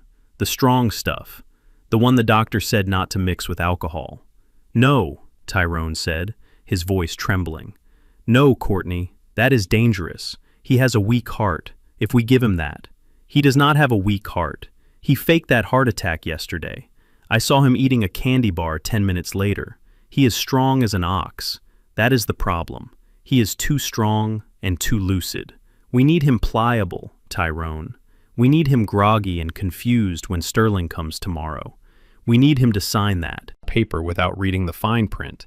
I listened to the sound of the bottle being opened. The rattle of pills being shaken out into a palm. How many? Tyrone asked, a note of defeat in his voice. 4, Courtney said. 4, Tyrone gasped. That will kill him, Courtney. That is a horse tranquilizer dose. It will not kill him. It will just knock him out. He will sleep for 12 hours, wake up confused, and sign whatever we put in front of him. Do you want to lose the house? Tyrone? Do you want Sal to come back and break your legs? Do you want to go to jail for embezzlement? I held my breath, waiting for my son to find his spine, waiting for him to say no. But all I heard was a long, shaky exhale. Do it, Tyrone whispered. Just do it fast. I heard the sound of a spoon crushing tablets against a saucer. The grinding noise was loud in my ear, a gritty rhythm of betrayal. Courtney was humming a soft tune as she worked, pulverizing the chemicals that were meant to enslave my mind. She was efficient, brutal, and completely without remorse. Get the milk she ordered. Warm it up. Old people love warm milk. It masks the bitterness. I heard the microwave beep. I heard the hum of the machine heating the liquid that was supposed to nurture me. My son was preparing a poison cocktail in the kitchen where his mother used to bake cookies. Here, Courtney said. Stir it in. Make sure it dissolves completely. I heard the clink of the spoon against the ceramic mug. Stir, stir, stir. Mixing my fate into a wholesome drink. He is going to know, Tyrone said, panic rising in his voice. He is going to taste it. Add some honey, Courtney said. Add cinnamon. Make it a treat. Tell him you are sorry for the party. Tell him you want him to sleep well, so he is fresh for the signing tomorrow. Play the good son, Tyrone. You are an actor, remember? Act 1. Moved away from the door, my heart pounding a slow, heavy rhythm against my ribs. They had crossed the line. There was no going back from this. Theft was one thing, neglect was another, but this was active malice. This was a calculated assault on my body and mind. My son was not just a disappointment, he was a danger. I walked into the living room where the party was winding down. The guests were leaving, stumbling out the door with their fake wine and their gossip. I sat down in a folding chair near the back door, making sure I was visible, making sure I looked tired and frail. 5 minutes later, Tyrone emerged from the kitchen. He was holding a mug of steaming milk dust with cinnamon. He had fixed his tie and smoothed his hair. He put on a smile that was almost convincing, if you did not look at his eyes, which were dead and flat. "Hey, Dad," he said, crossing the room. "The party is over. You did good tonight, really good. Everyone was impressed." I looked up at him, playing the part. "I am glad, son. I just wanted to help." "I know," Tyrone said, kneeling beside my chair so he was at eye level. "I know I have been hard on you lately. Stress, you know.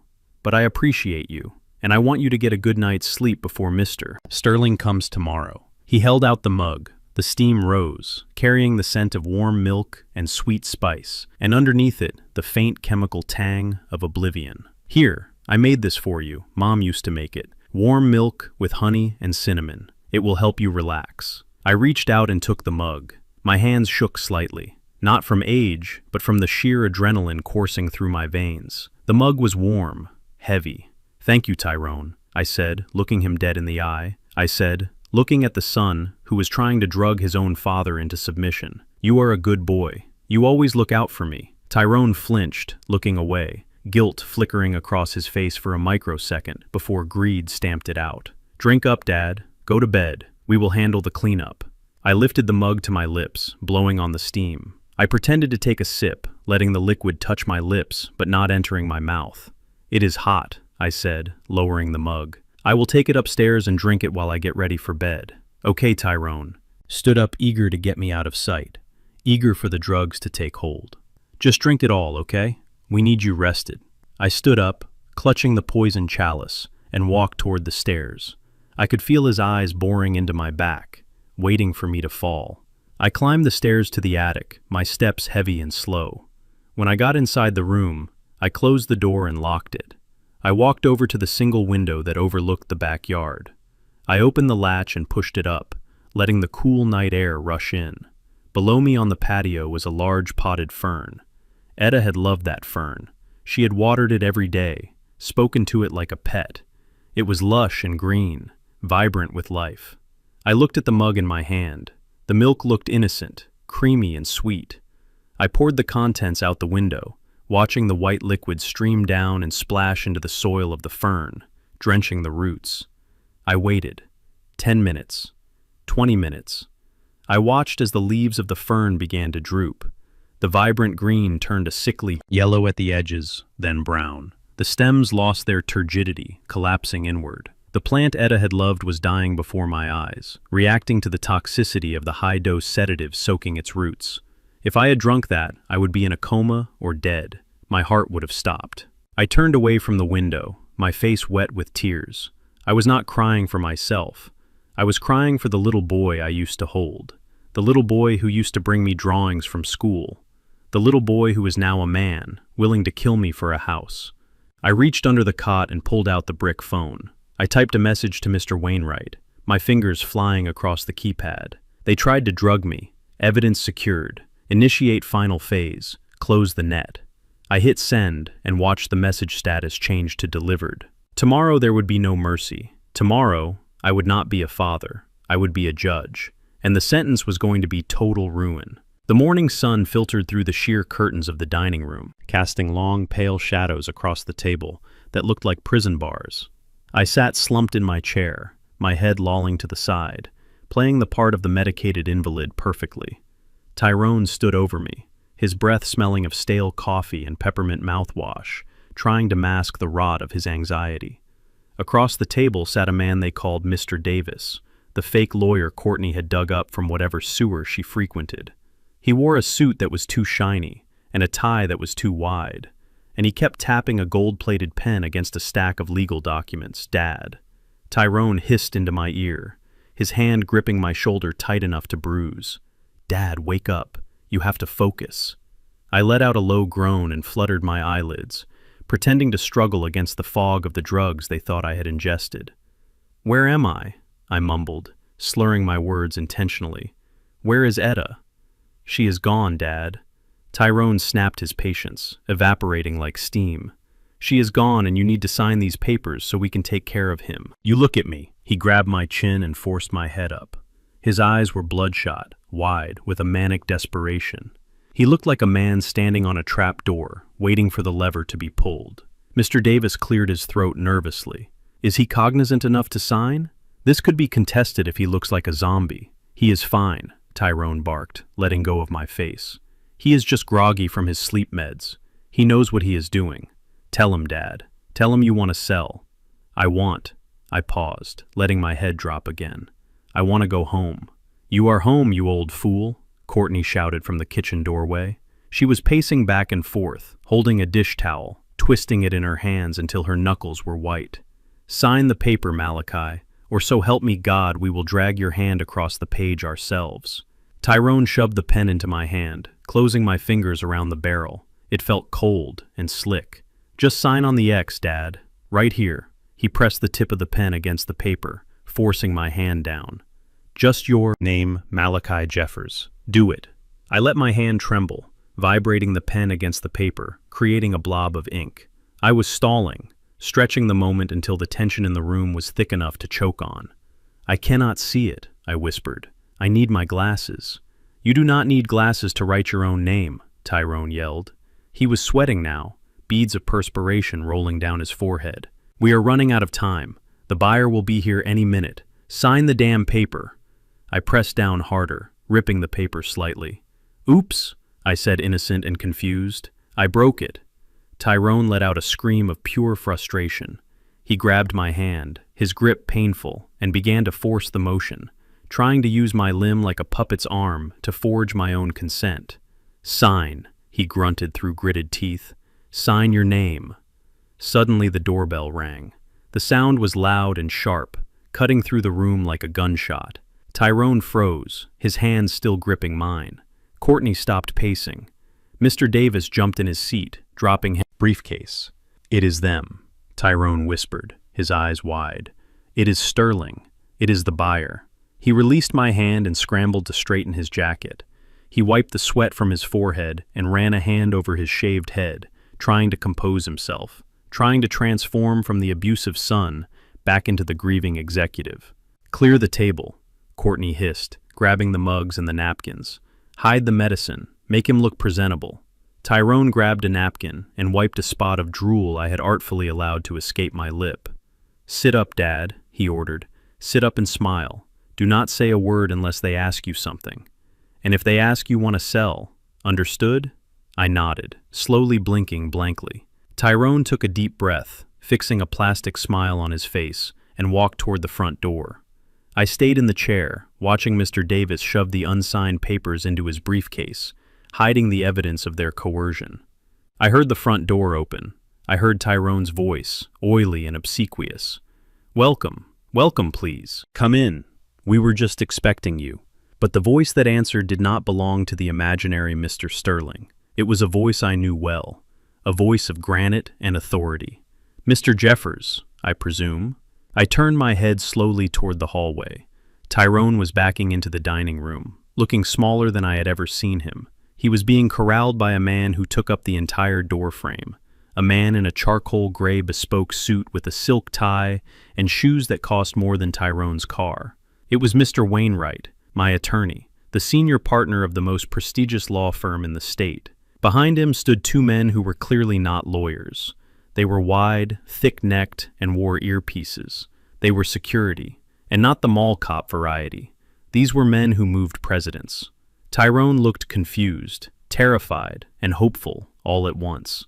Mr. Sterling, he asked, holding out a hand that Wainwright ignored. Did you bring the cash? Wainwright stepped into the dining room, his eyes scanning the space with the clinical detachment of a coroner inspecting a crime scene. He looked at the cheap rental furniture, the fake lawyer sweating in the corner, and finally at Courtney, who was shrinking against the refrigerator. I am not Mr. Sterling, Wainwright said, his voice cool and crisp. And there is no cash because there is no deal. Tyrone's smile faltered. What? What do you mean? We spoke on the phone. You offered $1.5 million. I represent the interests of the owner of this property, Wainwright said, stepping closer to the table. He placed a heavy leather briefcase on the surface, right next to the fake lawyer's cheap plastic folder. I am the owner, Tyrone stammered. I mean, I have power of attorney. My father is incapacitated. Incapacitated. Wainwright raised an eyebrow. He looked at me sitting slumped in the chair. Does he look incapacitated to you, Mr. Jeffers? Or does he look like a man who is tired of waiting for his son to grow a spine? Who are you? Courtney demanded, stepping forward, trying to regain control. Get out of my house. We have a business meeting. This is not your house, Mrs. Jeffers Wainwright said without looking at her. And this is not a business meeting. This is an intervention. Tyrone looked from Wainwright to the security guards to me. He was losing the plot.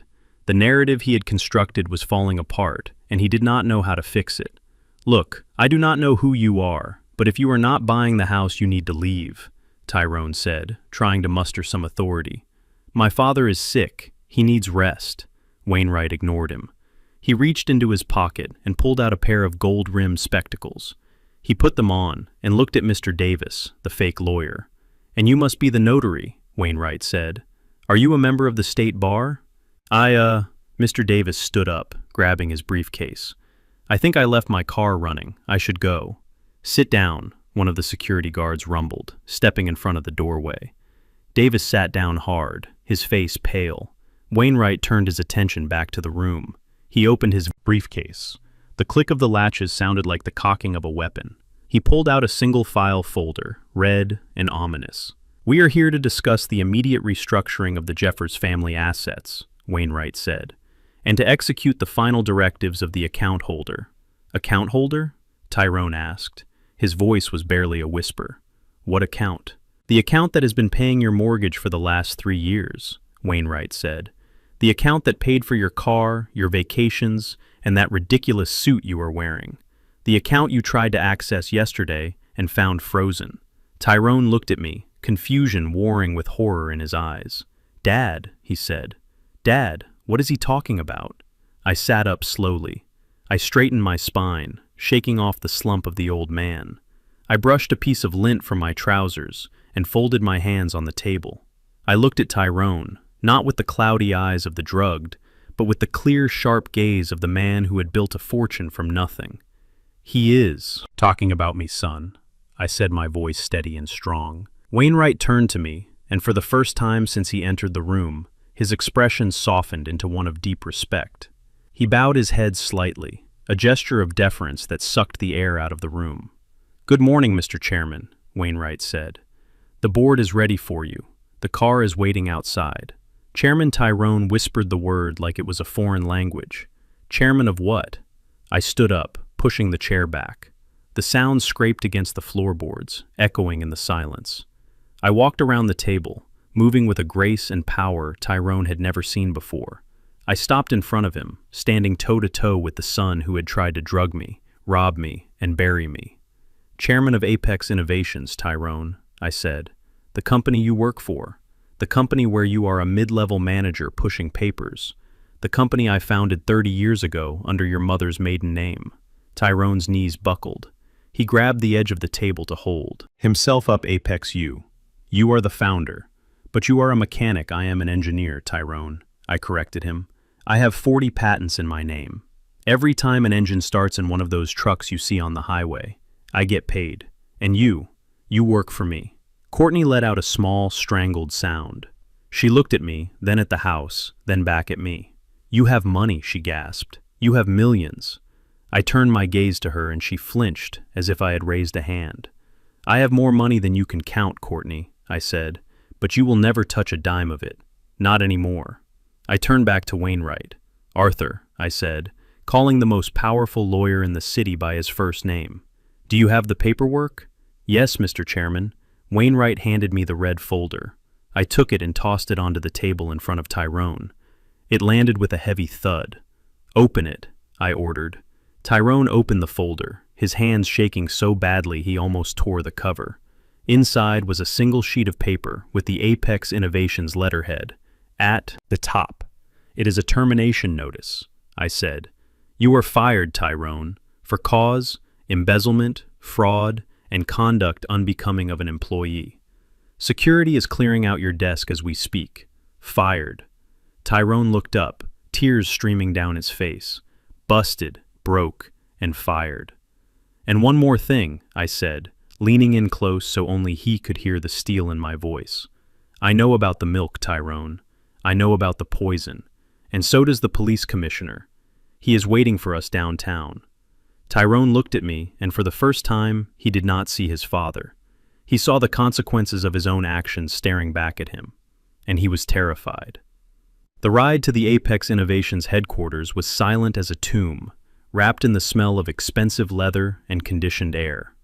I sat in the back of Mr. Wainwright's black limousine, staring out the tinted window, watching the city slide by. My son Tyrone sat across from me, his knees bouncing with a nervous energy that vibrated through the floor of the car. Courtney sat beside him, face pressed against the glass, her eyes wide and calculating, probably trying to figure out how much the car cost to rent. Tyrone leaned forward, his voice a frantic whisper meant only for his wife, but loud enough for me to hear clearly. "This is insane," he hissed, gripping Courtney's hand so hard her knuckles turned white. "He has lost it completely. He hired actors, Courtney. That man is not a lawyer. He is probably some old drinking buddy from the VFW. And this car? He must have drained his savings account to rent this. It is a show. It is a delusion. We need to call the hospital as soon as we stop." Courtney looked at him, her eyes darting to me, then back to Tyrone. "I do not know, Ty," she whispered back. "That suit looked real, and the security guards, they are carrying guns, real guns. Malachi does not know people like that. He is confused," Tyrone insisted, his voice rising slightly in panic. "He thinks he is someone else. It is the dementia. We read about this, the grandiosity, the false memories. We just have to play along until we get him to a doctor. Do not sign anything. Do not say anything. Just let him play out his fantasy." I turned my head slowly and looked at my son. He flinched as if I had struck him. "It is not a fantasy, son," I said, my voice calm and deep. "Enjoy the ride. It is the last time you will be in a car this nice." Tyrone laughed, a brittle cracking sound. "Sure, Dad. Sure, whatever you say. We are just going for a ride." The car slowed down, turning into the private underground entrance of the Apex Tower. Tyrone stiffened. This was his workplace. He drove his leased BMW into the employee garage every morning, parking on the 4th level, reserved for mid-level management. But we were not going to the employee garage.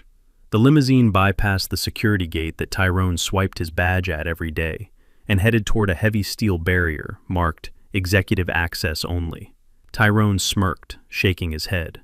"See?" he whispered. "They are going to stop us. We do not have clearance.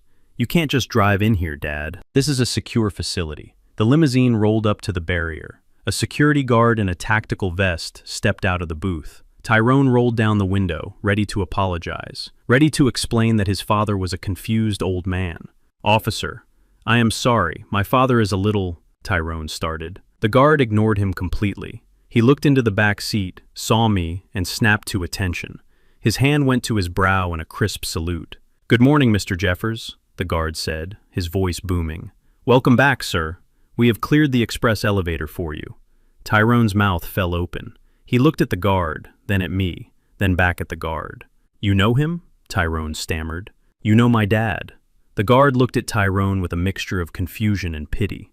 "Of course, sir. He owns the building. Proceed, driver." The steel barrier lowered seamlessly into the concrete floor, and the limousine glided forward into the private garage. Tyrone slumped back in his seat, his face draining of all color. "He paid him," Tyrone whispered frantically to Courtney. "He must have paid the guard. It is a setup. It is all a setup." Courtney did not answer. She was looking at the row of reserved parking spots, closest to the elevator bank. There were 3 spots, marked with gold plaques. The first said CEO, the second said CFO, and the third, the largest and closest to the door, simply said Founder. The limousine pulled into the founder spot, stopping with a gentle lurch.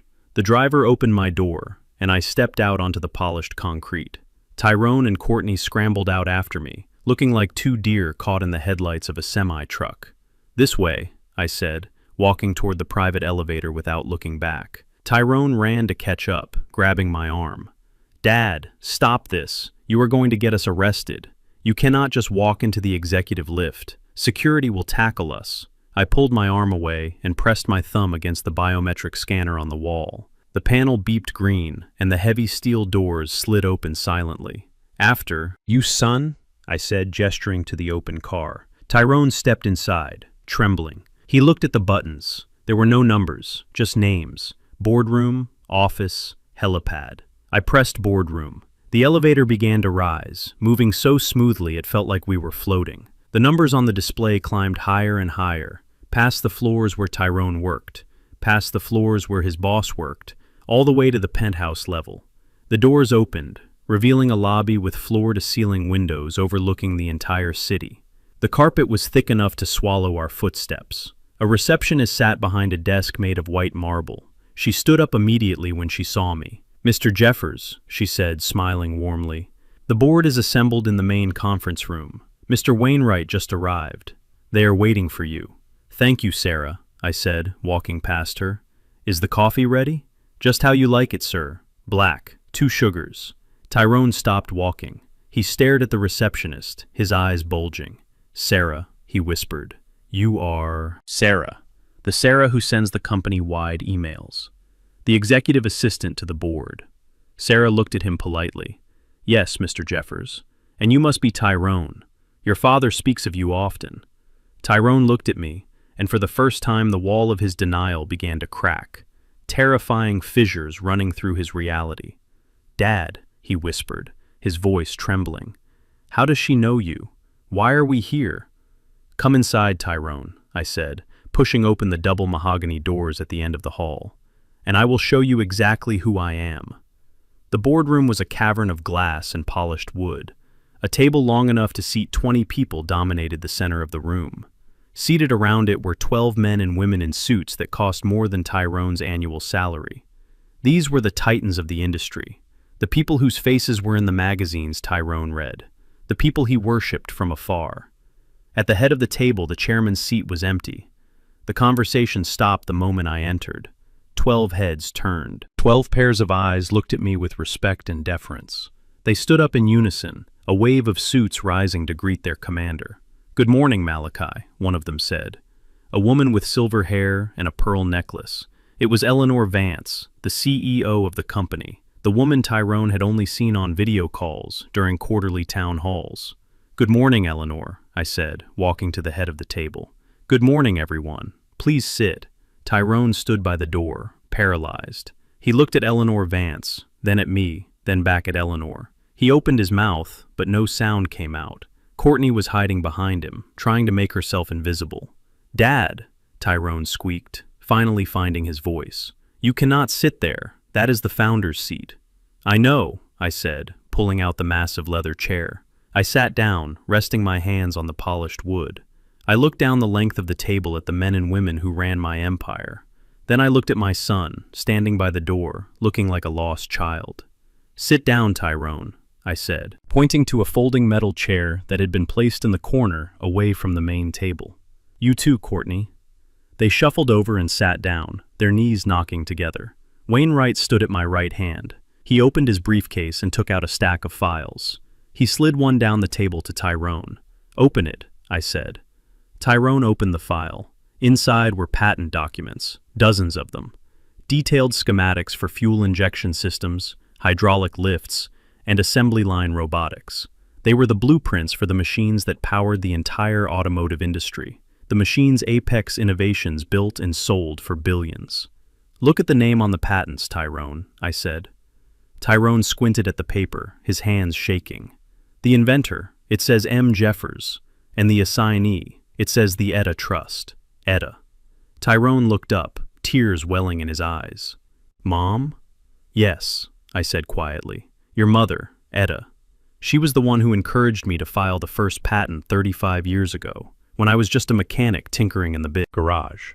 She was the one who managed the books in the beginning. She was the one who suggested we stay in the old neighborhood, keep our heads down, and save every dime because we wanted to build something real, something lasting, not just flash and noise." I leaned forward, my voice hardening.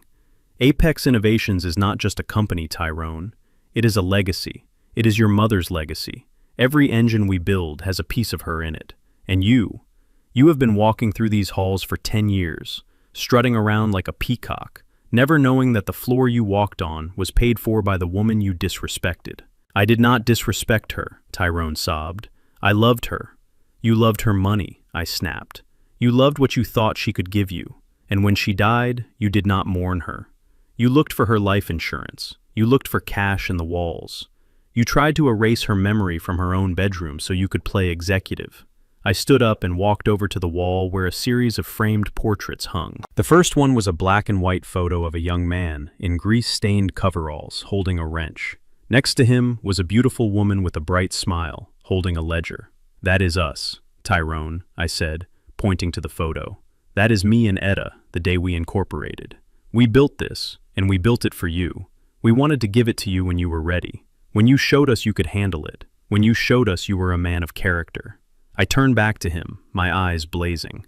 But you failed. You failed every test, Tyrone. You stole, you lied, you treated people like dirt. You treated your own father like a burden to be disposed of. Tyrone was weeping openly now, his face buried in his hands. Courtney was staring at the floor, refusing to look at the photos, refusing to look at the reality of what she had lost. I gave you a job here, I continued. I told the hiring manager to take a chance on you, even though your grades were mediocre. I paid your salary out of my own pocket for the first 2 years, until you actually started earning it. I gave you the bonus structure that paid for your car. I gave you everything, and what did you do with it? You embezzled, you padded your accounts, you gambled it away. And when the well ran dry, you tried to kill the source. The room was silent. The board members looked at Tyrone with expressions of cold disgust. They knew. They all knew. Mr. Wainwright cleared his throat, shattering the silence. Mr. Chairman, he said, handing me another document, the termination protocols are ready for your signature. I took the pen, a heavy gold fountain pen that Etta had given me for our 25th anniversary. I walked over to Tyrone and held the paper in front of him. This is a formal notice of termination for cause, I said, my voice devoid of emotion. Effective immediately, you are relieved of your duties at Apex Innovations. Your security clearance is revoked. Your company vehicle is being repossessed in the garage right now. Your company credit cards have been canceled, and your severance package is 0. Tyrone looked at the paper, his eyes wide with panic. Dad, you cannot, he pleaded. I have a mortgage, I have debts. Sal is going to kill me. That is not my problem, I said, signing the paper with a flourish. I am not your father right now, Tyrone. I am the chairman of the board, and you are a liability. I handed the paper to the head of security who had been waiting by the door. Escort Mr. Jeffers and his wife out of the building, I said. Take his badge, take his phone. If he resists, call the police. Tyrone stood up, knocking the metal chair over. Dad, please, he screamed as the guards grabbed his arms. Do not do this. I am your son. I looked at him one last time, my heart breaking, but my resolve harder than steel. My son died a long time ago, I said, turning my back on him. The man standing there is just a thief who shares my last name. Get him out of here. As the guards dragged him screaming toward the elevator, I looked at the portrait of Etta. I did it, love, I whispered. I stopped. It is over. But it was not over yet. There was one more person in the room who needed to answer for her crimes. One more rat to catch in the trap. I turned to Courtney, who was still sitting in the corner, pale and shaking. She looked up at me, terror in her eyes. And now, Courtney, I said, walking toward her, let us talk about the milk. Courtney stood in the corner of the boardroom, watching the heavy double doors swing shut behind her husband. And for a moment, I thought she might collapse, but I underestimated her venom. She straightened her spine, smoothed the skirt of her designer dress, and walked toward the center of the room, her heels clicking on the polished floor like gunshots. She did not look at the board members, who were staring at her with open disgust. Instead, she looked directly at me, her eyes burning with a cold, calculating fury. You think this is over, Malachi? She said, her voice shaking, not with fear but with rage. You think you can just throw us out on the street like garbage because you hid your money in a secret account. That is fraud. It is called concealment of assets. You let Tyrone support you for 3 years. You let us pay your bills. You let us feed you. And now you pull the rug out. This is elder abuse in reverse. You manipulated us into taking care of you while you sat on a fortune. I leaned back in the leather chair, steepling my fingers, watching her perform. She was good. I had to give her that. She was twisting the narrative, trying to find a legal foothold on a cliff face of glass. "Support me," I asked quietly. "You stole from me, Courtney. You pawned my wife's jewelry. You opened credit cards in my name." "I was managing the household finances," she shouted, interrupting me. "And I did a damn good job of it, considering your son is a gambling addict who cannot keep $1 in his pocket. I am the victim here, Malachi. I married a liar who told me he was an executive, and I got stuck nursing a senile old man in a rotting house. I have rights. I have spousal rights, and I have caregiver rights. If you think I am walking away from this without a settlement, you are out of your mind. I will sue you for every penny. I will sue you for emotional distress, for fraud, and for unpaid wages for every hour I spent cooking your meals and washing your clothes." She turned to Mr. Wainwright, pointing a manicured finger at his chest. "And you," she hissed. "You call yourself a lawyer. You are complicit in this charade. You let an old man play games with his family instead of mediating a solution. I will have your license. I will have this whole board investigated for hostile workplace practices. I am not some weak little girl you can bully. I know the law." She was bluffing, of course. She did not know the law. She knew how to bully people into submission. She was betting on the fact that a billion-dollar company would rather pay her off to go away than deal with a messy public lawsuit. She was betting on my shame. She thought I would pay to keep the family secrets buried. She looked around the red table, meeting the eyes of the board members. "You all saw it," she said, her voice dropping to a conspiratorial whisper. "He is unstable. He just fired his own son. He humiliated us publicly. This is not the behavior of a rational chairman. This is dementia. Look at him. He enjoys this. He is cruel. Anyone who would treat his family this way cannot be trusted to run a company. I am doing you a favor by exposing him. You should be thanking me." For a second, the room was silent. Courtney stood tall, chest heaving, thinking she had landed a blow. She thought she had planted a seed of doubt. I looked at Kofi, standing in the shadows by the audiovisual console. I gave him a single nod. "Courtney," I said, my voice cutting through the silence. "You talk a lot about what you did for me. You talk about cooking and cleaning and caring. Let us see what that care actually looks like, shall we?" Kofi pressed a button on his console.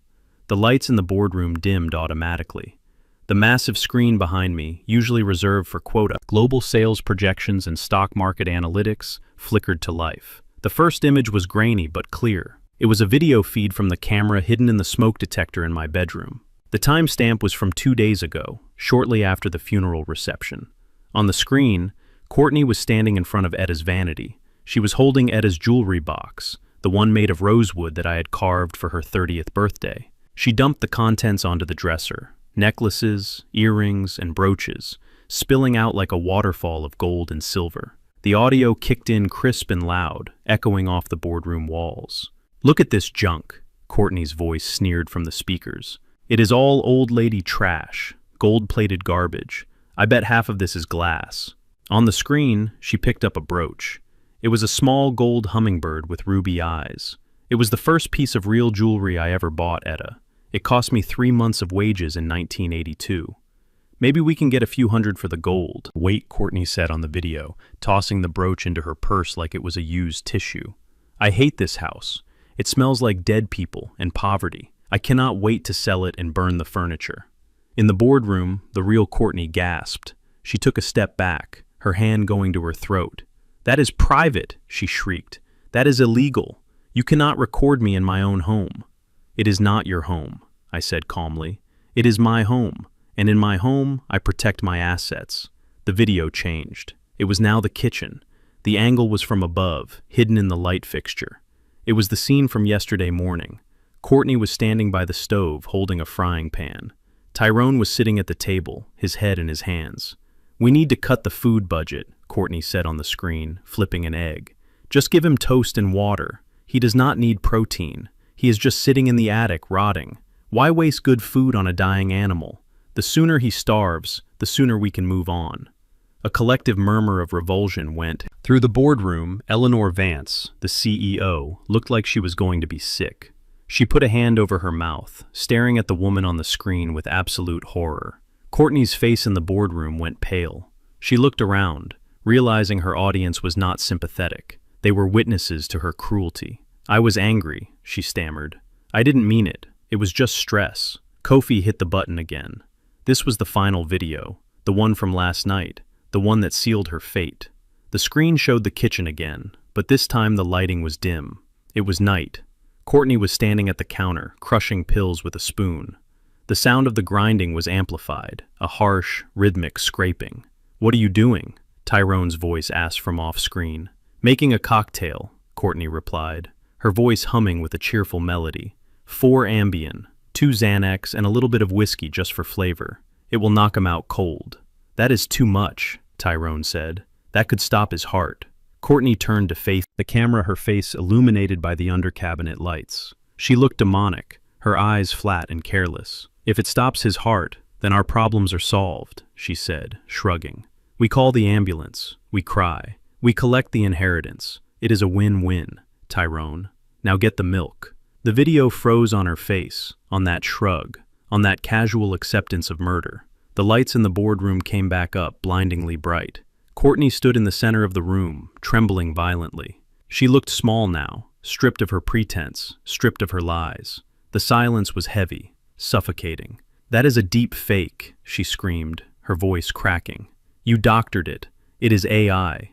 You made that up to frame me. I never said that." Mr. Wainwright stood up. He picked up a remote control and pointed it at the screen. He zoomed in on the timestamp. "This footage was uploaded to a secure cloud server in real time," Mrs. Jeffers Wainwright said coldly. "The metadata is verified. The chain of custody is unbroken, and we have the physical evidence. The police recovered the residue from the mug you gave Mr. Jeffers. The lab results confirmed a lethal mixture of sedatives and alcohol." Courtney looked at Wainwright, then at me. Her eyes were wild, darting around the room, looking for an exit, looking for a weapon, looking for anyone who would believe her. "You tricked me," she shouted, lunging toward the table. "You set me up, you old bastard. You wanted me to do it. You pushed us to this. You made us desperate." She grabbed a heavy crystal water pitcher from the table and raised it over her head, aiming for me. She was going to finish the job right here in front of the board. "Security," I said without moving a muscle. Before she could take a step, the double doors burst open. 2 uniformed police officers and a man in a trench coat stepped into the room. The man in the trench coat held up a badge. "Courtney Jeffers, put the weapon down," he ordered, his voice booming. Courtney froze, the pitcher held high, water sloshing over the rim. She looked at the day police, then at me. A look of pure hatred contorted her features. "I wish you had died," she screamed, hurling the pitcher at me. It missed, shattering against the wall behind my head, showering me with glass shards and water. I didn't flinch. The officers were on her in a second. They tackled her to the ground, pinning her arms behind her back. She kicked and screamed, cursing me, cursing Tyrone, cursing the world. "Courtney Jeffers, you are under arrest for the attempted murder of Malachi Jeffers, fraud, elder abuse, and conspiracy to commit murder. You have the right to remain silent." As they hauled her to her feet, her dress torn, her hair wild, she looked at me one last time. He knew. She screamed as they dragged her toward the door. Tyrone knew. He watched me do it. He helped me. He is just as guilty as I am. I watched her go, her screams fading down the hallway until the elevator doors dinged shut. I stood up and brushed a piece of glass from my shoulder. The boardroom was silent again, but the air felt cleaner, lighter. I turned to the board members. "I apologize for the disruption," I said, smoothing my tie. "It seems my retirement has been postponed. I have some house cleaning to do." Eleanor Vance stood up, her face pale, but her eyes full of respect. "Take all the time you need, Mr. Chairman," she said. "We will handle the press." I nodded and walked toward the door. Kofi fell into step beside me, handing me a fresh handkerchief. "You okay, Mr. J?" he asked quietly. "I am fine, son," I said, wiping a spot of water from my cheek. "I am just fine." But I was not done. There was one more loose end, one more lie that needed to be exposed.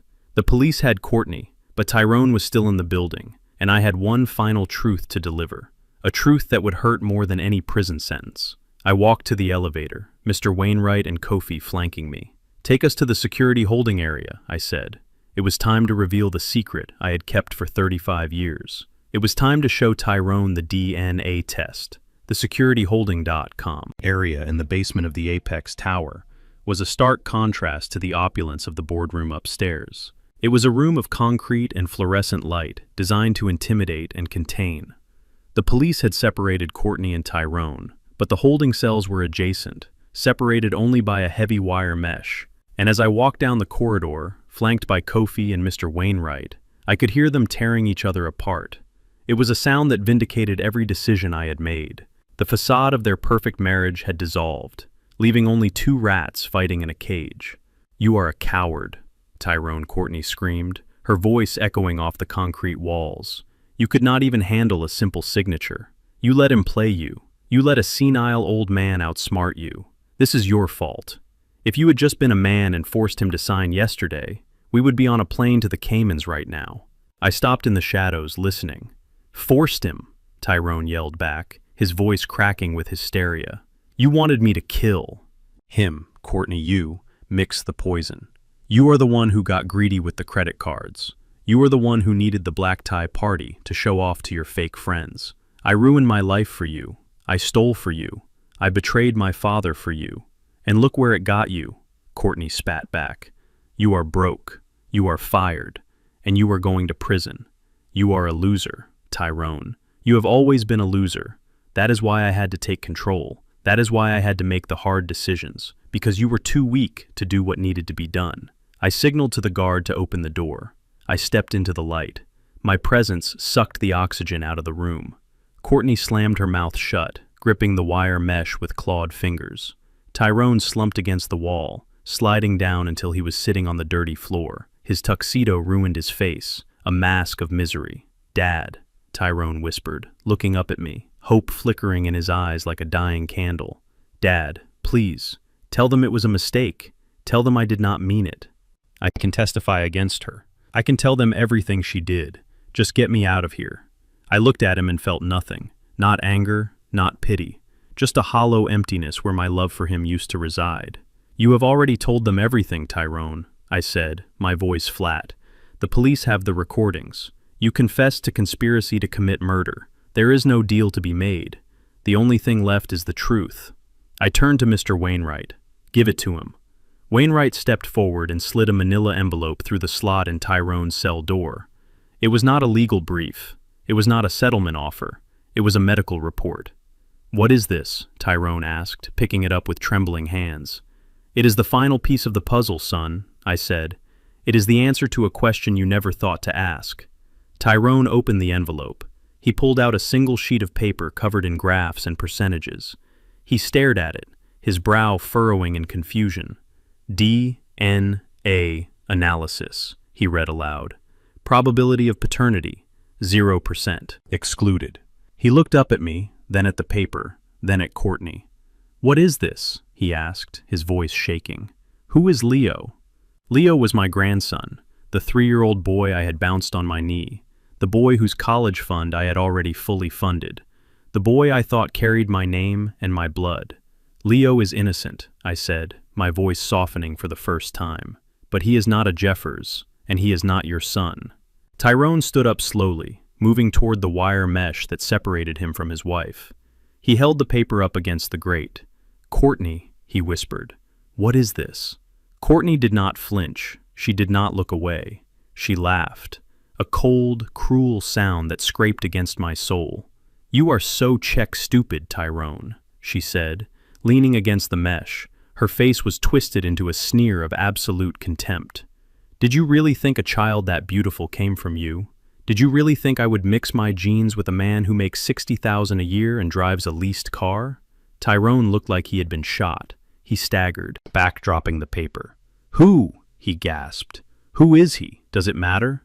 Courtney rolled her eyes. It was someone who could actually help me, someone with power, someone who didn't need his daddy's permission to spend money. "It matters to me," I interjected, stepping closer to the bars. "It matters because I know who it is, Courtney." She looked at me, her eyes narrowing. "You do not know anything, old man. I know you were working as an intern at the firm 5 years ago," I said. "I know you were assigned to the West Coast Expansion Project, and I know who ran that project." I turned to Tyrone. "It is Henderson, son. The man you were trying to impress at the party. The man whose shoes I spilled champagne on. He is the father. Henderson. Tyrone screamed the name, tearing at his throat. My boss. You slept with my boss. Courtney shrugged. He was a vice president, Tyrone. He had a future. He had ambition. You were just a stepping stone. You were safe. You were easy to manipulate. And you were desperate for a woman like me, too. Validate your pathetic existence. Henderson did not want to leave his wife, so I needed a chump to pay the bills and play daddy. You fit the profile perfectly. Tyrone let out a sound that was not human. It was the howl of a wounded animal. He threw himself against the wire mesh, clawing at it, trying to get to her, trying to tear her apart. You monster, he shrieked. You took everything. You took my life. You took my son. He is not your son, Courtney yelled back, backing away. He is Henderson's son, and thank God for that. At least he has a chance of not growing up to be a failure like you. The guards stepped in, pulling Tyrone away from the fence. He fought them, kicking and screaming, tears streaming down his face, mixing with the snot and the sweat. He was broken, completely and utterly broken. I watched him thrash on the floor, watched the realization settle in. He had murdered his relationship with his father for a woman who despised him. He had tried to kill me to secure a future for a child that was not. He had sold his soul, and in return, he had received nothing but ash. That is enough, I said to the guards. They stepped back, letting Tyrone curl into a ball on the concrete. I looked at Courtney. She was panting, her hair wild, her eyes manic. She looked at me with a mixture of fear and defiance. What are you going to do? She asked. You cannot prove Henderson is the father. I do not have to prove it, I said quietly. I already sent the DNA results to his wife. She received them 10 minutes ago. I imagine his life is falling apart right about now, just like yours. Courtney's defiance crumbled. She slid down the wall, burying her face in her hands. And as for Leo, I continued, I have already petitioned the court for emergency custody. Since both his legal parents are about to be incarcerated for attempted murder, and his biological father is about to be in the middle of a very messy divorce, I am the only stability he has. I will raise him, Courtney, and I will raise him to be a man of honor, a man who knows the value of hard work, and I will make sure he never, ever turns out like you. Courtney looked up, tears finally spilling over, real tears, tears for herself. You cannot take my baby, she whispered. You lost your baby the moment you decided to mix poison into a cup of warm milk, I said. You chose money over your child. Now you have neither. I turned away from her, signaling to Wainwright and Kofi that we were done. Wait, Dad, wait. Tyrone scrambled across the floor, reaching through the bars, his hand grasping at the air, trying to catch the hem of my suit jacket. Dad, please, he sobbed, his face pressed against the cold steel bars. I am sorry. I am so sorry. I didn't know I was blind. She made me do it. Dad, help me. I have nothing. I have nobody. Please do not leave me here. I stopped. I looked down at the hand reaching for me, the hand of the boy I had raised, the hand of the man who had tried to sign my death warrant. I felt a phantom pain in my chest, the ache of a father losing his child, but I pushed it down. I locked it away in the same place I had kept my secrets for 40 years. You have a lawyer, Tyrone? I said, my voice cold and distant. Wainwright will recommend a public defender for you. You will have a fair trial. That is more than you gave me. Dad, please, Tyrone wailed. I am your son. I looked him in the eye one last time. My son would never have treated his mother's memory with such disrespect, I said. My son would never have poisoned his father. The man in that cell is a stranger to me. I turned my back on him. I walked toward the heavy steel door, the sound of his sobbing echoing in the corridor, begging for a salvation that was not coming. Let us go, Kofi, I said, not looking back. We walked out of the holding area, leaving the darkness behind us, leaving the wreckage of my family to rot in the cage they had built for themselves. I had lost a son, but I had saved myself. And in the silence of the elevator ride back up to the light, I knew that was the only victory that mattered. The courtroom smelled of floor wax and old wood, a scent that should have been comforting, but instead felt like the inside of a coffin. I sat in the front row, my hands resting on the handle of my cane, not because I needed it to walk, but because I needed something solid to hold on to. The air conditioning was humming a low drone that barely masked the sound of shuffling papers and the nervous tapping of feet. When they brought Tyrone in, he was wearing an orange jumpsuit that hung off his frame. He had lost 20 pounds in the 6 months since the arrest. His head was shaved, but the stubble was graying prematurely. He looked old. He looked broken. He scanned the room, his eyes wild and desperate, looking for a friendly face, looking for a lifeline. But when his gaze landed on me, I did not flinch. I did not smile. I did not frown. I simply looked through him, as if he were a ghost haunting a house I had already moved out of. Courtney was brought in next. She looked different, harder. The expensive makeup and designer clothes were gone, replaced by the stark uniformity of the prison system. She did not look for anyone. She stared straight ahead, her jaw set in a line of bitter defiance. She knew there was no mercy coming for her today. The prosecutor called me to the stand. "State your name for the record." Malachi Jeffers. I swore to tell the truth, and for the first time in this entire nightmare, the truth was the only weapon I had left. The prosecutor led me through the events, the hidden cameras, the audio recordings, the poisoned milk. I recounted every betrayal with a clinical detachment that surprised even me. I spoke about the theft of Etta's jewelry. I spoke about the fake credit cards. I spoke about the conversation I overheard where they planned to bury me in a pauper's grave. "Mr. Jeffers," the prosecutor asked, pointing to the defense table, "do you see the people who conspired against you in this courtroom today?" I looked at the table. I looked at the lawyers shuffling their notes, trying to find a defense for the indefensible. I looked at Courtney, her eyes burning with hate, and I looked at the empty space where my son used to be, the space now occupied by a stranger in an orange jumpsuit. "Yes, I see them," I said, my voice flat. Tyrone leaned forward, his chains rattling against the table.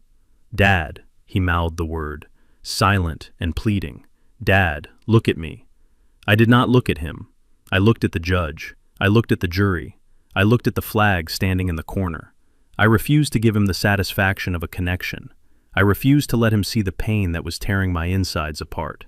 He wanted absolution. He wanted me to acknowledge him as my flesh and blood. But he had forfeited that right when he mixed sedatives into my drink. The defense attorney tried to paint me as a manipulative tyrant. He tried to say I had entrapped them, that I had pushed them to desperation by hiding my wealth. But the evidence was too overwhelming. The video of Courtney crushing the pills, the audio of Tyrone begging the loan shark, the DNA test proving the paternity fraud. It was a mountain of guilt that buried them alive. When the jury returned, it took less than an hour. The foreman stood up, a woman with kind eyes who looked at me with sympathy before she read the verdict. Guilty, on all counts. Tyrone put his head on the table and sobbed, loud, racking heaves that echoed in the silent room. Courtney just closed her eyes, accepting her fate with the cold resignation of a sociopath who knew the game was lost. The judge was not lenient. He called their actions a grotesque violation of the most sacred trust. "Tyrone Jeffers, you are sentenced to 15 years in state prison for conspiracy to commit murder, fraud, and embezzlement. Courtney Jeffers, for your role as the architect of this plot and for the attempted administration of a lethal substance, you are sentenced to 20 years. The gavel came down, a sharp wooden crack that signaled the end of my family. Tyrone screamed as the bailiffs hauled him up. He shouted my name over and over, begging for forgiveness, begging for a second chance, begging for his father. I stood up and turned my back on him. I walked out of the courtroom, down the long marble hallway, and out into the bright, blinding sunlight of the afternoon. I did not look back. I did not stop walking until the sound of his voice had faded into the background noise of the city. Justice had been served, but it tasted like ash in my mouth. The next day I went back to the house on Oak Street. It was quiet now. The police tape was gone. The staging furniture Courtney had rented had been hauled away, leaving the rooms empty and echoing. It smelled of dust and stale memories. I walked through the rooms, touching the walls where Etta had hung pictures, where we had marked Tyrone's height with a pencil, where we had lived a life that was simple and good before the rot set in. I could not stay here. This house was a crime scene. It was a monument to a lie. I could not sleep in the bedroom where my son had plotted my death. Could not eat in the kitchen where my daughter-in-law had mixed poison. I called a real estate agent, a woman I knew from the old neighborhood, not the flashy broker Tyrone had tried to hire. I told her to list it, sell it fast, sell it cheap, just get rid of it. I did not want a bidding war. I did not want a profit. I wanted an exorcism. Within a week it was sold. A young couple bought it. A mechanic and a teacher, just like Etta and me. They had a baby on the way, and eyes full of hope. I left them the garden tools. I left them Etta's recipes. I left them the ghosts, and I wished them better luck than I had. The proceeds from the sale, along with the liquidation of the assets I had secretly held for Tyrone, came to over $2 million. I did not want it. It was blood money. It was the cheese in the trap that had caught the rats. I set up a meeting with the board of the local community center, the one where Etta used to volunteer. I signed the check over to them with a single condition. They had to start a legal defense fund for the elderly, a fund to protect seniors from predatory family members, to hire lawyers and investigators for people who did not have a Kofi or a Wainwright. I walked out of that meeting with nothing but a suitcase and my freedom. I checked into a small hotel downtown, the kind with clean sheets and no room service.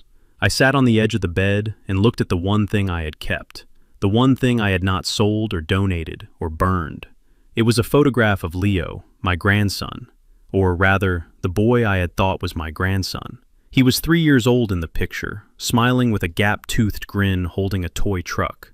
He had Tyrone's nose, or at least I had thought he did. Now I knew he had Henderson's nose. Henderson, the vice president who had been fired the day after the DNA results were made public. Henderson, whose wife had taken him for everything he was worth. Leo was innocent. He was the only innocent person in this entire tragedy. Social services had taken him when Courtney and Tyrone were arrested. He was in the system now. A number in a file bounced between foster homes, confused and abandoned, wondering why his mommy and daddy never came back. I thought about walking away. I thought about starting over, completely erasing the Jeffers name, and living out my days on a beach in Mexico. I had the money. I had the time. I owed nothing to anyone, especially not to the child of the woman who tried to kill me and the man she cheated with. But then I looked at the photo again. I saw the fear in his eyes, the uncertainty, and I heard Etta's voice in my head, clear as a bell. Malachi, she would say. Family is not just blood. Family is who you show up for. I put the photo in my pocket and grabbed my coat. I drove to the Department of Children and Family Services. The building was gray and depressing, filled with tired social workers and crying children. I sat in the waiting room for 3 hours, refusing to leave until I saw a caseworker. When they finally called my name, I walked into the office and sat down across from a weary woman named Mrs. Robinson. "I am here for Leo," I said. Mrs. Robinson looked at my file. "Mr. Jeffers, we know who you are. We know about the trial. The DNA results are in the file. You have no biological relation to the child. You have no legal standing." "I know," I said, leaning forward. "But I have standing in his life. I am the only grandfather he has ever known. I am the one who read him stories. I am the one who bought him his first pair of shoes. His parents are in prison. His biological father wants nothing to do with him. He is alone, Mrs. Robinson, and I know what it is like to be alone." "But you are older," she said, looking at my white hair. "Raising a toddler at 68 is not easy. It is a commitment. I raised a son who turned into a wolf," I said, my voice hard. "I failed him. I gave him too much and asked too little. I protected him from the world until he thought he owned it. I am not going to make that mistake again." I reached into my jacket and pulled out a financial statement. It showed the balance of my remaining personal accounts, the money I had earned from my patents, the money that was clean. "I have the means," I said. "I have the time. And more importantly, I have the will. I am not asking to replace his parents. I am asking to save him from becoming them." Mrs. Robinson looked at the statement, then at me. She saw the steel in my eyes, the resolve that had brought down a corrupt executive and put 2 criminals in jail. "It will be a long process," she warned. "Foster care first, then adoption hearings. It could take a year." "I have time," I said. "I am not going anywhere." 6 months later, I walked out of the courthouse for the second time, but this time I was not leaving a criminal behind. I was holding a small hand. Leo walked beside me, clutching a stuffed bear I had bought him. He looked up at me, his eyes wide and trusting. "Papa?" he asked. "Where are we going?" "We are going home, son," I said, squeezing his hand. "Home." We walked to the car. Kofi was waiting in the driver's seat, smiling. He opened the door for us. "Ready, boss." Kofi asked ready, I said, lifting Leo into his car seat, buckling him in with hands that were steady and strong. We drove away from the city, away from the tower, away from the prison where Tyrone and Courtney were rotting. We drove toward the country where I had bought a small farmhouse with a big yard and a workshop. I looked in the rearview mirror at Leo. He was looking out the window, watching the world go by. He did not know about the poison. He did not know about the greed. He just knew he was safe. I had lost the son of my blood, but I had gained the son of my heart. And this time, I was going to get it right. I was going to teach him that character is worth more than gold, and that the only legacy that matters is the one you build with your own hands. 1 year later, the silence at the edge of the lake was different from the silence that had haunted the house on Oak Street. It was not the heavy, suffocating silence of secrets and betrayal. It was the clean, crisp silence of peace, interrupted only by the gentle lapping of water against the dock and the laughter of a 4-year-old boy chasing butterflies in the tall grass. I sat in a folding chair, my fishing line cast out into the shimmering water, feeling the warmth of the sun on my face. Next to me sat Kofi, holding a tablet instead of a fishing pole. He was scrolling through schematics, his brow furrowed in concentration. He had filled out in the last year, eating regular meals at my table and shedding the hoodie for a polo shirt that bore the logo of our new joint venture. "The prototypes for the Sentinel system are ready, Mr. J," Kofi said, not looking up. "We managed to get the cost down to under $50 per unit, motion sensors, voice activation, and a direct link to emergency services masked as a simple digital clock. It is going to change everything for seniors living alone." I nodded, watching the bobber dance on the water. "Good work, son," I said. "And the legal team? Are they ready for the patent filing? Mr. Wainwright says it is airtight." Kofi grinned, looking up at me. "Eda's name is on the paperwork, just like you wanted. The Eda Foundation is going to own the rights, so the profits go back into the community." I looked over at Leo, who was running toward us holding a dandelion like it was a precious jewel. He tripped on a root and fell, but he did not cry. He just picked himself up, brushed the dirt off his knees, and kept running. He was resilient. He was safe. "Papa, look!" Leo shouted, thrusting the weed into my hand. "A flower for you." "Thank you, Leo," I said, tucking it into my shirt pocket. "It is beautiful." I looked at the two of them, the young genius who had saved my life, and the innocent child who had given me a reason to keep living. They did not share my blood. Kofi was the son of a neighbor. Leo was the son of a stranger. But they were my family. They were the people who showed up, the people who respected me, the people who loved me without conditions. I had spent 40 years building a fortune for a son who wanted me dead. I had spent the last year building a home for the people who wanted me alive. The difference was staggering. We packed up the gear as the sun began to set, casting long purple shadows across the water. We had a meeting in the city the next morning with the city council to discuss deploying the Sentinel system in public housing. I felt a sense of purpose I had not felt since the early days of Apex Innovations. I was not retired. I was just getting started. The next morning, I drove my truck into the city. It was a new truck, a heavy-duty model with leather seats and a quiet engine, but it was still a truck. I liked the height. I liked seeing the road. I stopped at a red light in the downtown district, right near the financial center where Tyrone used to strut around in his Italian suits, thinking he owned the sidewalk. The streets were busy, filled with people rushing to jobs they hated, chasing money they did not need. Movement on the side of the road caught my eye. A city sanitation crew was working their way down the block, picking up litter and emptying the trash cans. They wore bright orange vests and heavy gloves, their faces obscured by the brim of their caps. One of them was struggling with a heavy bag. The plastic had ripped, spilling coffee cups and food wrappers onto the pavement. The man cursed, kicking the trash in frustration, before bending down to scoop it up with his hands. I knew that posture. I knew the slope of those shoulders, the way he held his head. It was Tyrone. He had taken a plea deal, Wainwright told me later, admitting to the fraud and the theft in exchange for a suspended sentence and 5,000 hours of community service, plus restitution. He was not in a cell, but he was in a prison of his own making. He was broke, blacklisted from every corporate job in the state, and forced to clean up the garbage of the people he used to look down on. He stood up, wiping his gloved hands on his orange vest. He looked old. His face was lined with bitterness, his eyes dull and hollow. He looked up and for a second, our gazes locked across the lane of traffic. He saw me. He saw the new truck. He saw the suit I was wearing, the suit of a man who was meeting the mayor. He saw the peace in my eyes. He took a half step toward the curb, his mouth opening as if to call out, "Dad." The light turned green. I did not look away immediately. I held his gaze for one long heartbeat.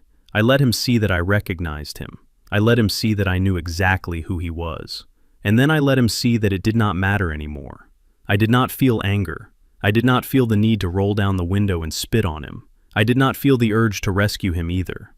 The instinct to save him, the instinct that had cost me so much money and so much heartache was gone. It had been burned away in the fire of his betrayal. I pressed the accelerator.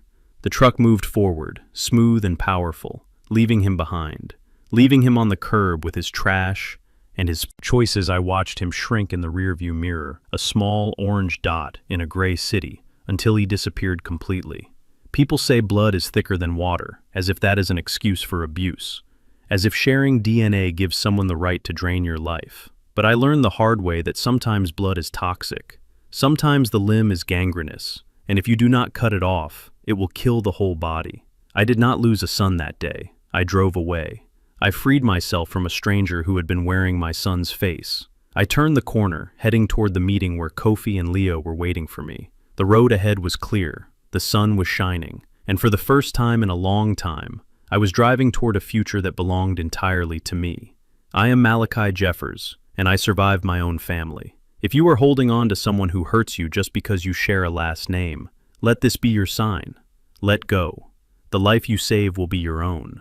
Let me know in the comments if you have ever had to make a hard choice to save your own peace. Hit like and subscribe for more stories of justice and redemption. I will see you in the next one. We are raised to believe that blood is thicker than water, that family must be protected at all costs. But I learned the hard way that sometimes blood is just a biological accident, and toxic family members are nothing more than anchors dragging you to the bottom. True family is not defined by DNA. It is defined by loyalty, respect, and who stands beside you when the storm hits. My greatest victory wasn't building an empire or exposing a crime. It was realizing that walking away from people who hurt you is not an act of cruelty. It is an act of survival. Peace is the only luxury truly worth fighting for. If you have ever had to make the hard choice to cut off a toxic family member to save your own peace, let me know your story in the comments. And don't forget to like and subscribe for more stories of justice.